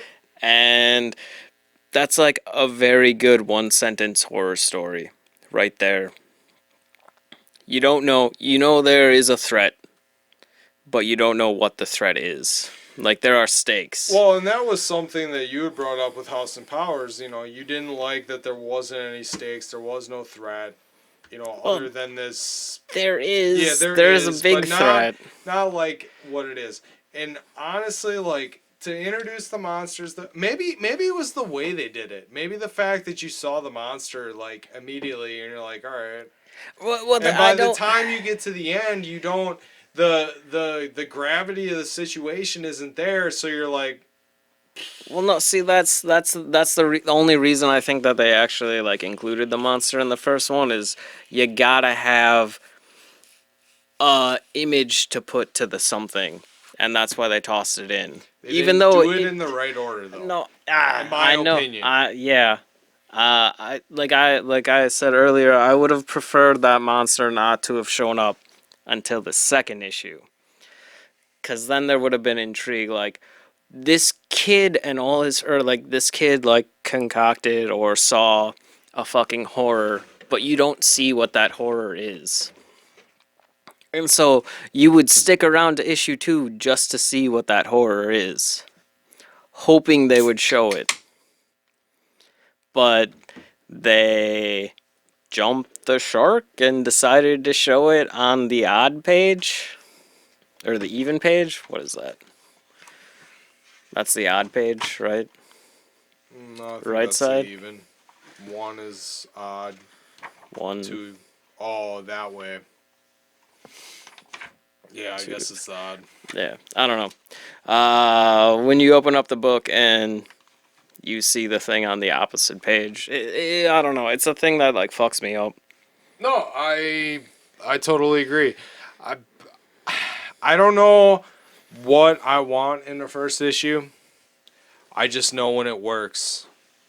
And this one fell flat. I think that's a topic that we should cover in a future podcast, and I should pay attention more to what actually hooks me. But like at the end of the first one, it's just like, all right, there's stuff out there, and that's a thing. So I don't know. So like when we do that, I'll be talking about like manga first issues. Like I like usually okay, after. but hold back, back up. How long is the first issue of a manga? Well, no, that's though? what I'm gonna say though. Yeah, Like the first yeah. issue is, and I was wondering if there's an issue with Western comics in that vein because like issue ones of manga are like 36 pages when the regular stories are like regular chapters are 18. Yeah. But you are stuck with I don't know what is this 22 pages 22, 24, something in there. and you're constricted to that, And really, the indies don't even throw ads in between. which So is good. yeah, well, yeah, it's good, but like I'm just saying, like I guess I had higher expectations, which is something for me. Like normally, you know me, you give me a good ride, like I'll stick around. Yeah. I'm pretty easy to please, and I honestly I think going there's a into good this, I ride was in kind of this. scared to. I was kind of scared because I'm like, You probably think this is the greatest thing on earth, and it's good. Don't get me wrong, like I like it, but like if I read the first issue, I would be like, I don't know, guys, like this might be something. And the acclaim that it got on the internet, like I was really surprised. Like I didn't read in-depth reviews on it because I didn't want spoilers, but like, and the fact that it's 4 printings deep, like holy shit, like this must be something phenomenal. And then to sit down and read it and be Yeah, like, that's how I felt too. like, all right. Because, yeah, you were trying to get it from day one. You're like, oh, this is coming out. I'm going to go get it. And I was like, oh, fuck, I forgot. I totally forgot about it. And I don't know. It's good. I'm going to follow it. Try to pick it up on my own, if anything. Otherwise, I'm going to read yours when you toss them my way. Oh, which will be a thing if Yeah. you don't pick it up. Yeah. So, I don't. No, I got very high hopes now after issue 2. Yeah, after I agree. issue 1, yeah, It fell flat. it didn't have whatever it needed to have. It was like a piss warm beer. Yeah. Which are good on occasion. Well, you know me. I like warm beer, but you know what it is. So, All right, so Batman, yes. Curse of the White Knight. Yeah, so this is going to be our current reads. This At just the dropped end. this week, right? Well, this is current reads too. Something is killing the children, but yeah, it's pretty current. But this Yeah. is a little bit newer. this is this week. Yeah. I'm going to let you do this because I only have one thing written and it's probably kind of lame. So you take it on this. Obviously it's DC. It's 2019, right? I don't know even who wrote Sean Murphy. Sean writes it? Murphy. Yeah. Correct, yeah. Why don't you So give the this is synopsis? the continuation of the entire White Knight story that he wrote last year, I think, or the year prior, Yeah. which was a thing I wanted to pick up in floppy forms when like I got into comics, like because it was coming out at the same time, or it had just finished when I was trying to pick up Batman Metal, but they only had like issue 5 and 6, and I didn't want to just pick those up. But this story, I don't actually have a synopsis for it. I was just anticipating that people knew what was going on with it. But Azrael is suffering from cancer, and there's a big secret plot that actually underlies all of Gotham. And Batman is attempting to try to figure it out at the moment. Yeah, that's all I got. I didn't write it out. I thought we were just gonna like free speak it. All right. So in this issue, spoiler alert. Just turn the podcast off now. Gordon dies. Right. It's like the big thing at the end of the last one. My big thing. Batman hugging Gordon in the Whoa. hospital. That got emotions from you? Yeah, See- that tugged at the heartstrings. See, like, it didn't tug at my heartstrings. I knew I was supposed to have emotions for it, and it definitely was a thing that was impactful for Batman as a character. Like, having Gordon die, him being the most. Like, that seemed a little bit more important, kind of, than Alfred dying, you know? Because Alfred is just well, going to and now stick you're around. talking. Now you're talking Batman, right? The Tom King run. No, Alfred died in Curse of the in the White Knight. Like Alfred doesn't exist in this universe. Oh, yes. Sorry. Which is Yep. kind of the No, thing. Yeah. That's Totally fucked that up. that's why you got like the whole diary thing, and that's why when the psychiatrist is talking to him, yeah. But I don't know. It doesn't have like the same resonance. But like Gordon, I don't know if Gordon dies in like the main continuity of Batman ever.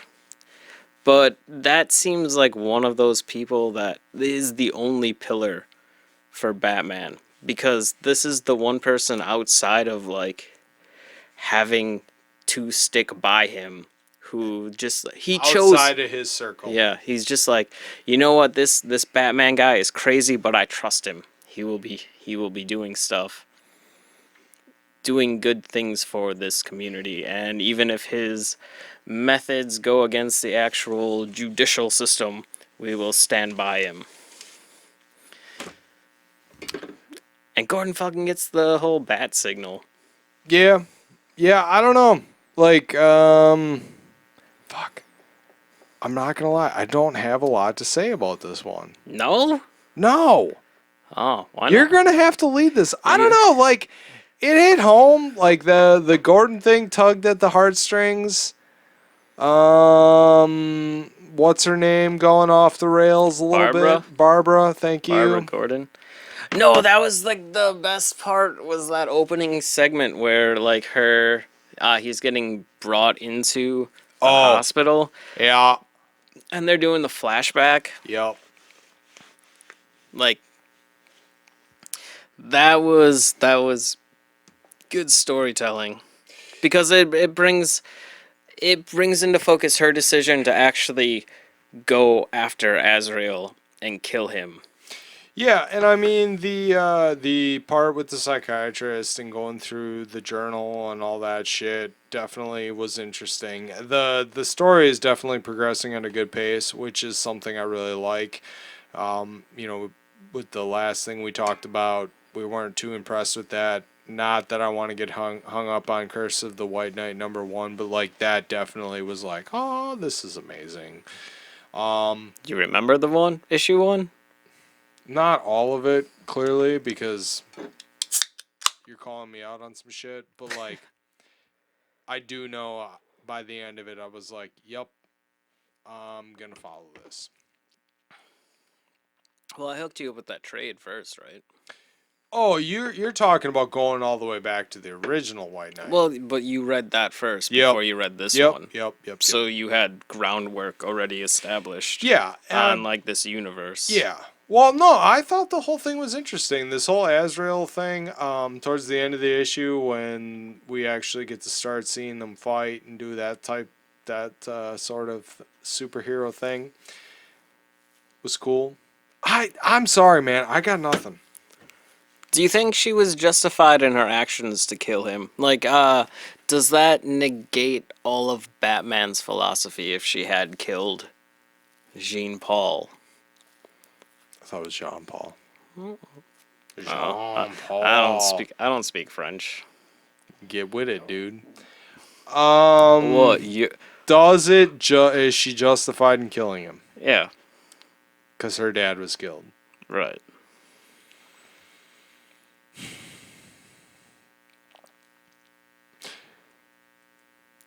Does she stop being a member of the Bat family? Well, that's kind of what I'm wondering.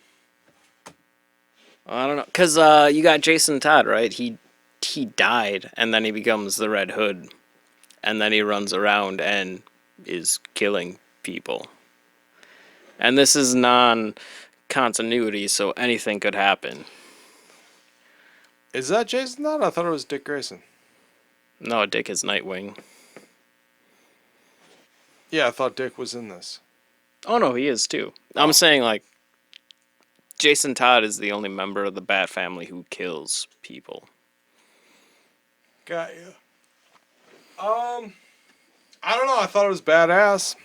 I dug it because in a Batman comic, you don't see a lot of killing, and that again raises a lot of the morality questions that I like in the war stories that I so much enjoy. But you like Batman too, and his entire philosophy is do not kill. Yeah, I like Batman for the villains. I'm not gonna lie. I like the villains more than I like Batman himself.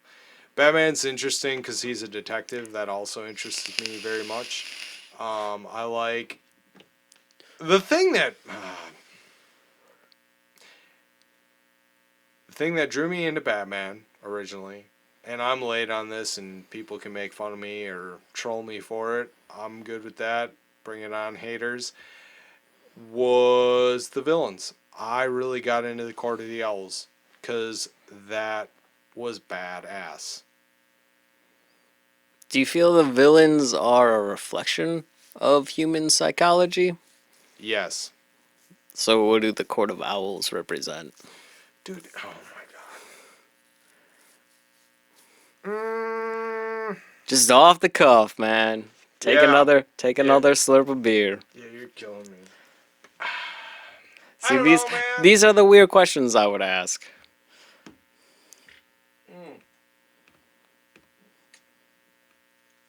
Again, brought to you by Miller High Life. I'm tasting good tonight.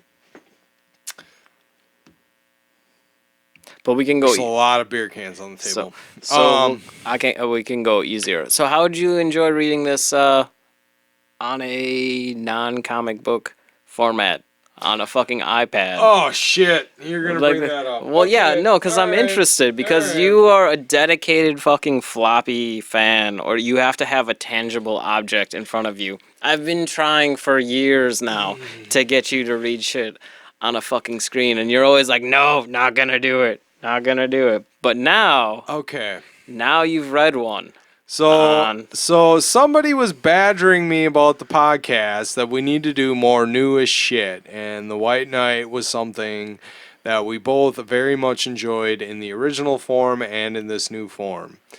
And thanks to fucking Midtown, I had to wait. It's on its way, so I went out on the internet and found a place to read it.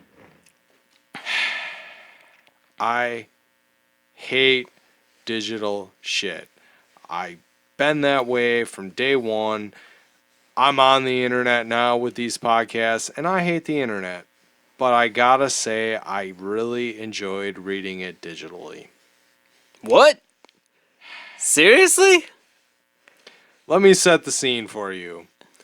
I had just gotten done making my kid a pizza and going for a 2 mile run. Came back home, took a shower, sat down, was gonna make my pizza, and was like, you know what? I should probably start reading this. So I fired up the girlfriend's iPad, the full size iPad, because I was gonna try to read it on my phone and realized I would have to zoom in on panels, and I didn't want to do that. So I got the biggest fucking screen I could outside of a computer because I hate having a computer on my lap. Or a TV? That's an option too, isn't it? Yep. Yeah, well, some of us are. Big fucking screen. Some of us hate technology so much we don't think about that shit. And I gotta say, it was nice. I fucking fired it up. The pages fit the screen beautifully. Hold it in one hand. My pizza finished before I got done with the fucking issue, so then I had a pizza on my lap and pizza in one hand, iPad in the other. I could read it without worrying about getting grease all over my pages, and I loved it. I'm not gonna lie, I loved it. I'm still buying the floppy because I'm a collector of things. I gotta say, I enjoyed it. I'm really considering getting the Marvel app so that I can read all the back issues. You can get your X-Men Giant and actually understand why they're called giants now.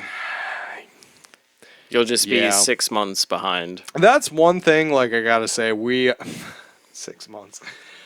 I gotta say, like, I feel kind of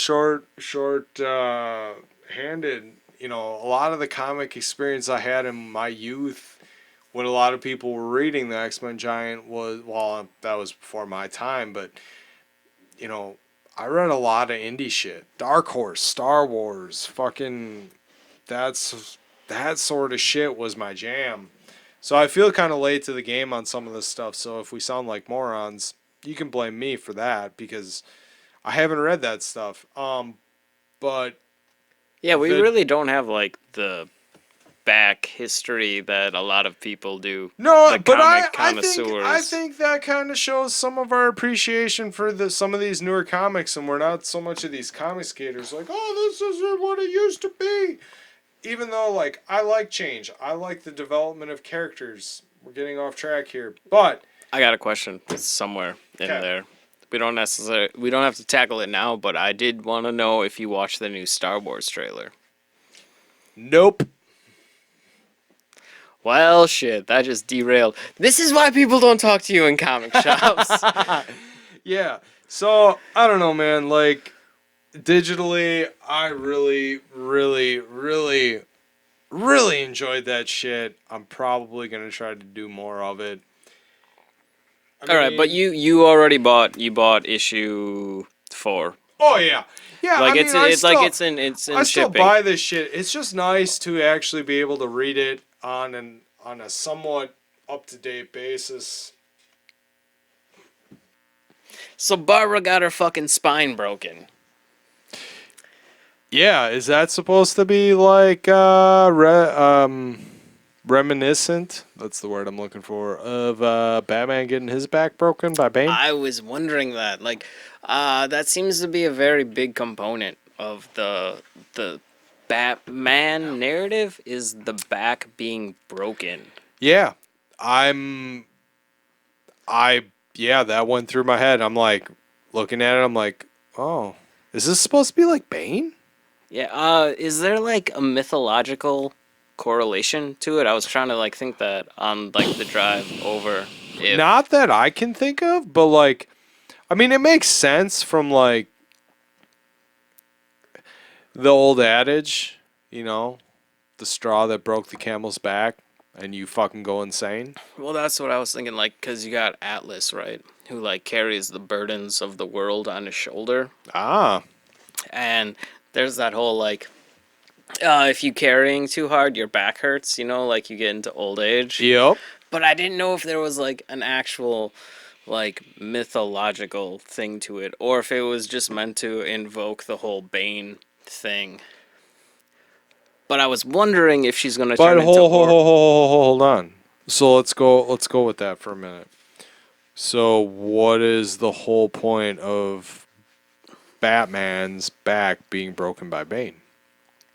Does that mean Batman's broken? well, Like in a what's literal sense. what?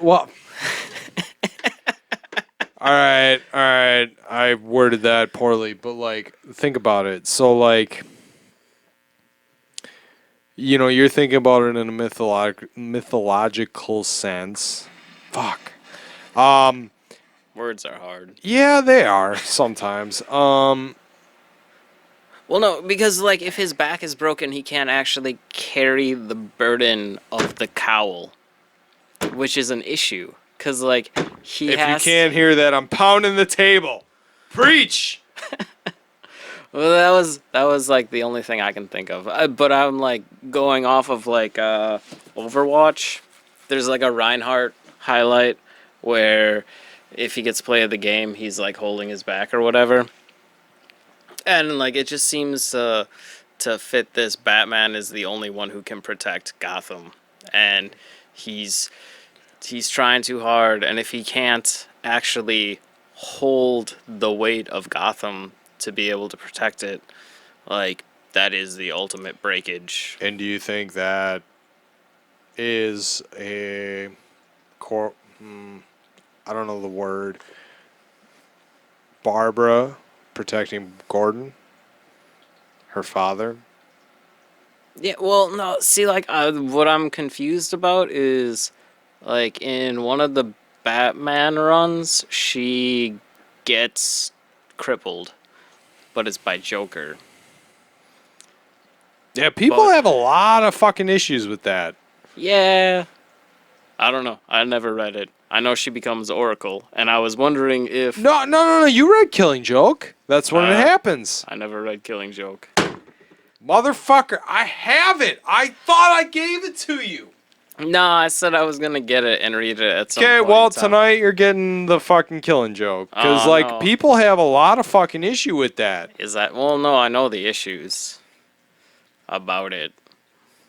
And And I don't know if they're warranted. I guess after I read it, we will find out. So I was wondering if she would become Oracle in this continuity. Whoop, bop, bop. Yeah. Didn't think about that.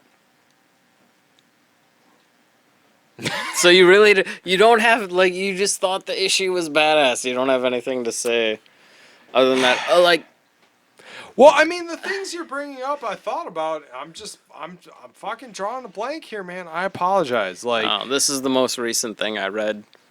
yeah, So it's yeah. I mean, I had read some other shit in between, like the breaking of the back, the fucking badass Batmobiles she had was fucking cool.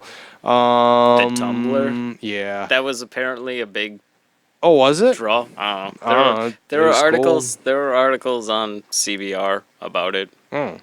They're like, oh, Batgirl's driving the Tumblr again, which I think comes from The Dark Knight Rises, the movie you love so much, or yeah, right, The movie. yeah, Oh yeah, I love the movies. yeah. You know me in movies. That's why I brought it up. Yeah, I don't know, man. Like,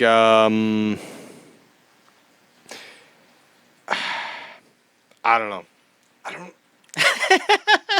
I feel so fucking dumb right now. We gotta talk about this one. It's topical. No, It's no, no, no, current. no, no. I It was- honestly, like, it you were was a like, you book. want to talk about it, and like, Dude, I wasn't got even- to the end, and I'm like, all right. Dude, I wasn't even gonna pick it up. No, No. Well, I had it. son of a bitch. I had it in my pull pile, but I wasn't going to actually read it. I can't deal with the fucking ads and bullshit, so I actually went and purchased, like, a digital copy of it. There are no ads in Black Label. Yeah, but depending on how you read it, you can get copies that have, like, advertisements on websites. I don't know if you had that issue with whatever you read on. Nope. Ah, okay, whatever I was reading, it was bullshit. Like, but it's Zero advertisements. but it's a story that's worth supporting, because I would prefer DC to actually pump out high quality storytelling.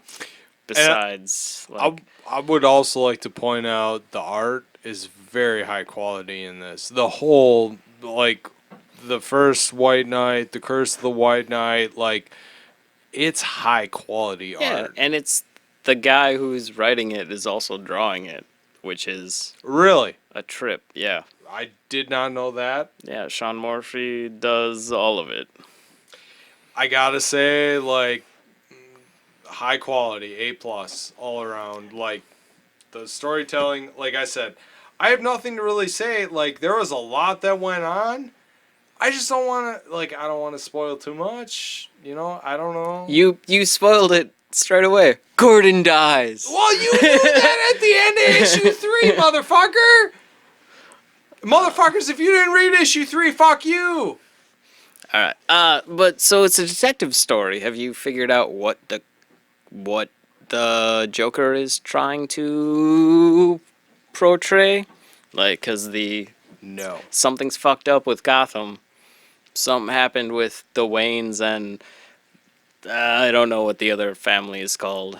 Jean-Paul. Yeah, Jean Paul's family. Something happened. You haven't thought about it? Because, like, unlike Something's Killing the Children, Wow. I was See, thinking about it. This is one I was not thinking about as much. Yeah, it was just one that you were going along for the ride. Yeah, I mean, it was a good ride, though. Oh no, it is. I mean, like, all 3 issues have been a good ride. But Or this 4, one, sorry, 4 issues have been a good ride. but you haven't been trying to like decipher what the. This is my thing with DC. I've been trying to fucking crack the Leviathan case for fucking months, and I can't fucking figure it out. And if I'm an idiot, fucking call me out on that shit, because I do not know. The Batman mysteries fucking perplex me. I don't fucking get it. You are not the world's greatest detective. I am not. So what's going and on? I honestly think that DC's like, this is a detective story that you could fucking figure out. And then they're like, wait, what? Left curve, right curve, fucking home run out of left field. We're going to do something completely different, even though we've been going straight right. Boom! Straight left. It's ridiculous. Like, I have no idea how they even think that you can figure this out. What was the one? I read a fucking Batman story. I believe it was with. It ended up being the fucking Gordon's son. Came out of nowhere. No fucking idea. It could have even been him. And all of a sudden, oh yeah, it's Gordon's son, you know, because of X, Y, and Z. Batman Eternal? No. No, I want to say it was Black Mirror. Oh, yeah. Yeah, where I'm just like, what? Like, it was cool. Like, I liked it. Don't get me wrong. But, like, there was no clues. No clues. Or, like, if you read X page out of X episode or X comic book, and then you read the X page out of this comic book, and then you fucking squiggle around the fucking letters, all of a sudden you get the answer. What? Fuck you! This is not like fucking Columbo. That is one thing, like, I am pissed off at DC about. Leviathan. This is a mystery that's totally solvable. Bendis. Yeah, tell me. No, tell me Am I about... that fucking dumb? I can figure out the fucking Sherlock Holmes shit. I can't figure out this? No, tell me a little about Leviathan. I only read the first issue. I have no clue what's going on. I don't even know what issue they're up to. What is They all just sit around and accuse each other. Right now. That's right why now. I got out. Yeah. No, that's what it is. Batman's like, it's you. No, it's you. And then all of a sudden Batman's like, oh, it's not me because I've been listening in on all of you. Fuck. Because I'm Batman. Fuck.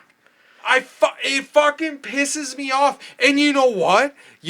Props to you, DC, because I'm still fucking buying the shit because I gotta know who the fuck it is. Sorry. Is there like action scenes or it's just like there's people explosions, there's fucking people dying, there's fucking crazy shit. Who's fighting who? Right now, well, they were fighting Jason Todd for a minute. For a while it was Jason Todd. Jason Todd did it. Jason Todd, he's the guy. He's blah, blah, blah. And then, oh no, it's not him, because that'd be too fucking obvious. He was there, apparently. That's what they all think. Then Lois Lane's like, oh, burp, burp, burp, burp, burp. Bloop, disappears. Oh my god, is it Lois Lane? Oh, I don't know. And then it's Lois, and then Lois Lane meets with these people that she hired to try and figure it out, which turns out to be like Constantine and Zatanna, which I was like, wait, what? Boner. Yeah. They're in Leviathan? And you never said anything? Well, because I was fucking pissed off about the shit because it has nothing to do with it. But Constantine's in it. You know what? I'm fucking pissed. So I don't know that this is the definitive answer, but I saw a headline and they're like, Jimmy Olsen reveals who Leviathan is. DC fucked it all up. And if this is true, I'm going to be pissed. As if I'm not pissed off. You know, I honestly think I read this book out of spite. Anyway. And there's like, I don't know how many issues it is, but it's got to be getting close to the end. I already have 5. May as well get the rest. Oh yeah, it's 6. Okay, so next week next month they're gonna fucking reveal it. All right, so Until here's the it's deal. delayed. All of a sudden, Jimmy Olsen reveals it because it's the Manhunter. There's something in there. All of a sudden, it's like, oh, it's the Manhunter. Oh yeah, Bendis dropped the Manhunter symbol in Legion of Superheroes. Is that what it is? Millennium? Legion Millennium? Did you get number 2? I did. I didn't hook you up? No, you hooked me up with number 1. Will do. Oh, he fucking dropped this symbol in here and all this shit. And I'm just like, what? That's how you fucking figure it out? If that's true, like, I don't know. I've been fucking scouring these things, trying to figure it out. Like, trying to do anagrams with the words and. Are you serious? Dude, You I were like don't trying know. to be a I fucking don't know. detective? I'm trying. I am trying, and like I do not think these are solvable. I honestly think it's speculation. They just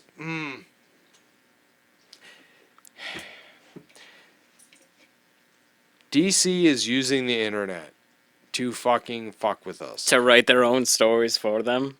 Exactly. Oh, that's Well, I don't shiesty. think that they're writing the stories, but like they're.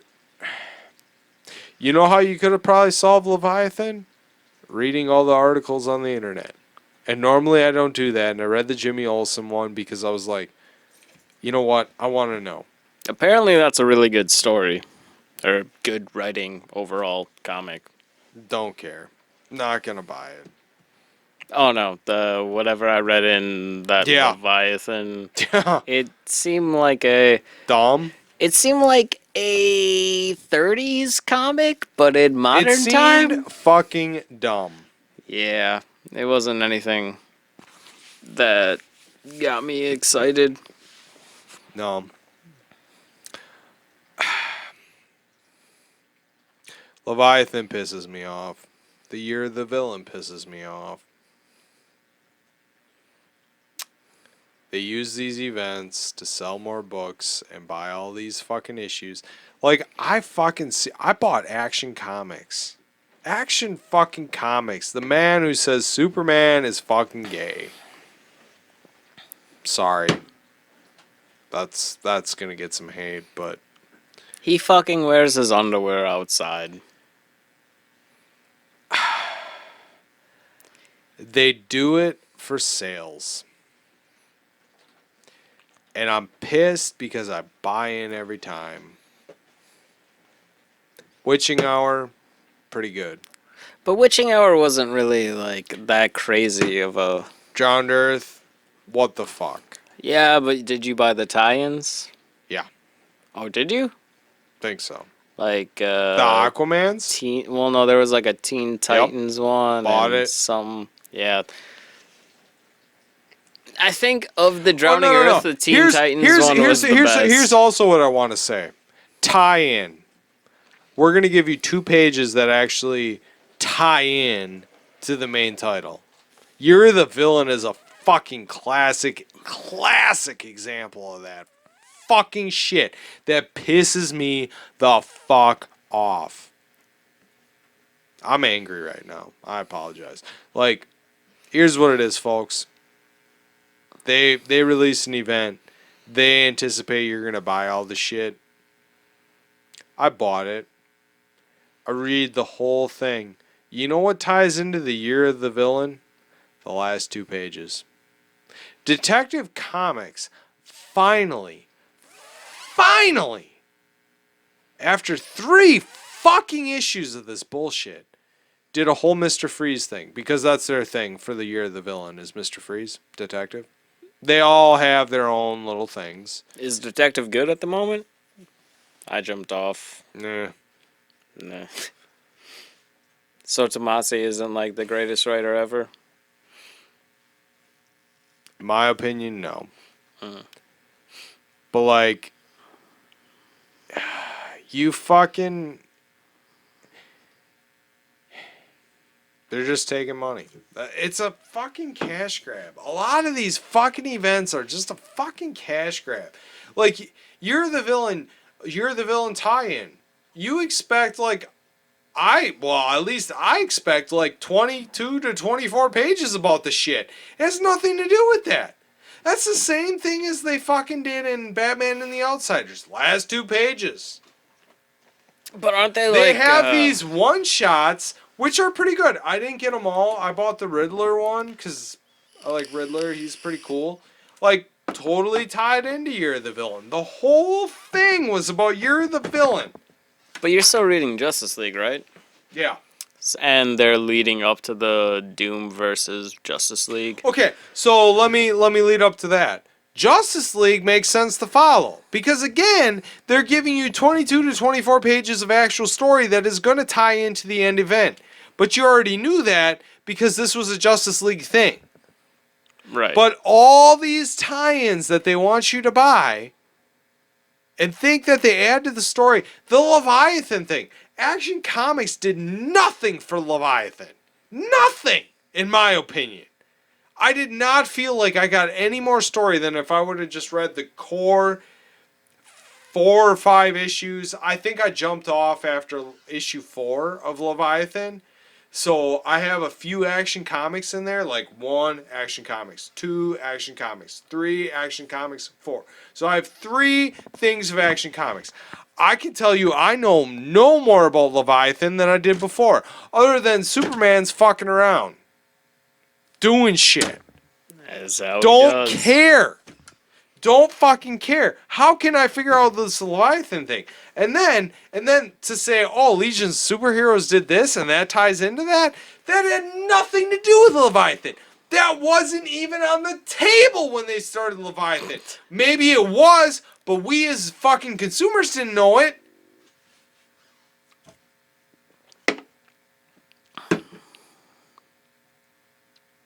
I don't know, man. I'm pissed at DC about that shit. I hate events. I fucking X-Men did it too with the fucking Atom bullshit. Like fucking 4 or 5 years ago. Like, oh yeah, Dude, buy that's all so. these books, buy all these books, buy all these books, and then the core book, and then the core book costs like $5 because that's like longer. But it's not. The payoff isn't there. The payoff just isn't fucking there. So how do you feel then with the whole Hickman X-Men thing? Because it is an I event. was satisfied with House and Powers. But- I really was. But the event continues it does, indefinitely. and I guess I'll have to wait and see. I haven't got my X-Men #1 yet. I haven't got my Marauders. I pre-ordered something else this week. I don't know. That remains to be seen. I liked House and Powers. I liked the event because you know what? I did. Was it an event though? Would you I don't know. categorize it as an No, event? no, no, no. I wouldn't because we weren't crossing over into 5 different books and having a main book. It was House Powers, House Powers, Powers, House Powers. Like they did their fucking thing. Did you actually get the beat correct? Because if you Probably did, not. if you did, that would Probably be not. fucking amazing. Probably not. Like I you were don't- talking, I- you were I talking don't- like you knew it for No, like, no, no, by no. heart. No. I we should fucking disclaimer that I have no fucking clue what the order was, but like it was nice to get a book week by week, and I told you this, like the one thing that was really cool about this is I knew what happened last week. And when the next book came, I was ready to rock. Because there's only a week between books, even though I was lagging behind by a week because my shipping shit. I knew what was going on. It was all fresh in my head. And there is something to say about weekly comics. We're not going to go back there because the way that the comics industry is. I get that. I'm cool with that. All good. But that was cool. That was something, and I wouldn't even call. I mean, it was an event in the fact that they were rebooting the X-Men, but it wasn't an event in that it affected the whole universe. But it hypothetically does, because now the mutants have their own autonomous fucking nation state. I've told you before too. Like, I don't get this whole fucking universe shit. Like the continuity. I'm not even gonna go on continuity. DC Black Label does not affect the universe of the DC world and blah blah blah bullshit, fucking jack off, blah blah blah bullshit. But it should, dude. Here's my thing. DC, you fucking brought Constantine into New 52, right? You brought Constantine into Rebirth, right?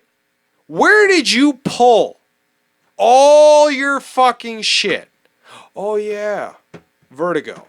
But that wasn't part of the DC universe. Was it? That's all you fucking say, is that's not part of it. What is Vertigo now? Oh, DC Black Label. So it seems like they pull shit when it's convenient for them, but when it's not and it doesn't fit into their narrative, yeah, we're gonna ignore that. But yet we're gonna create Earth 1 through 50 fucking 2 that explains all this shit. So what is the problem of having these things go on at the same time? Then you think about, I have Justice League going on. Batman's doing all sorts of crazy shit, right? Meanwhile, Batman's dead on a fucking mountain and Catwoman's picking his fucking ass up and fucking nurturing him back to life. But you read Justice League, Batman is just fucking fine.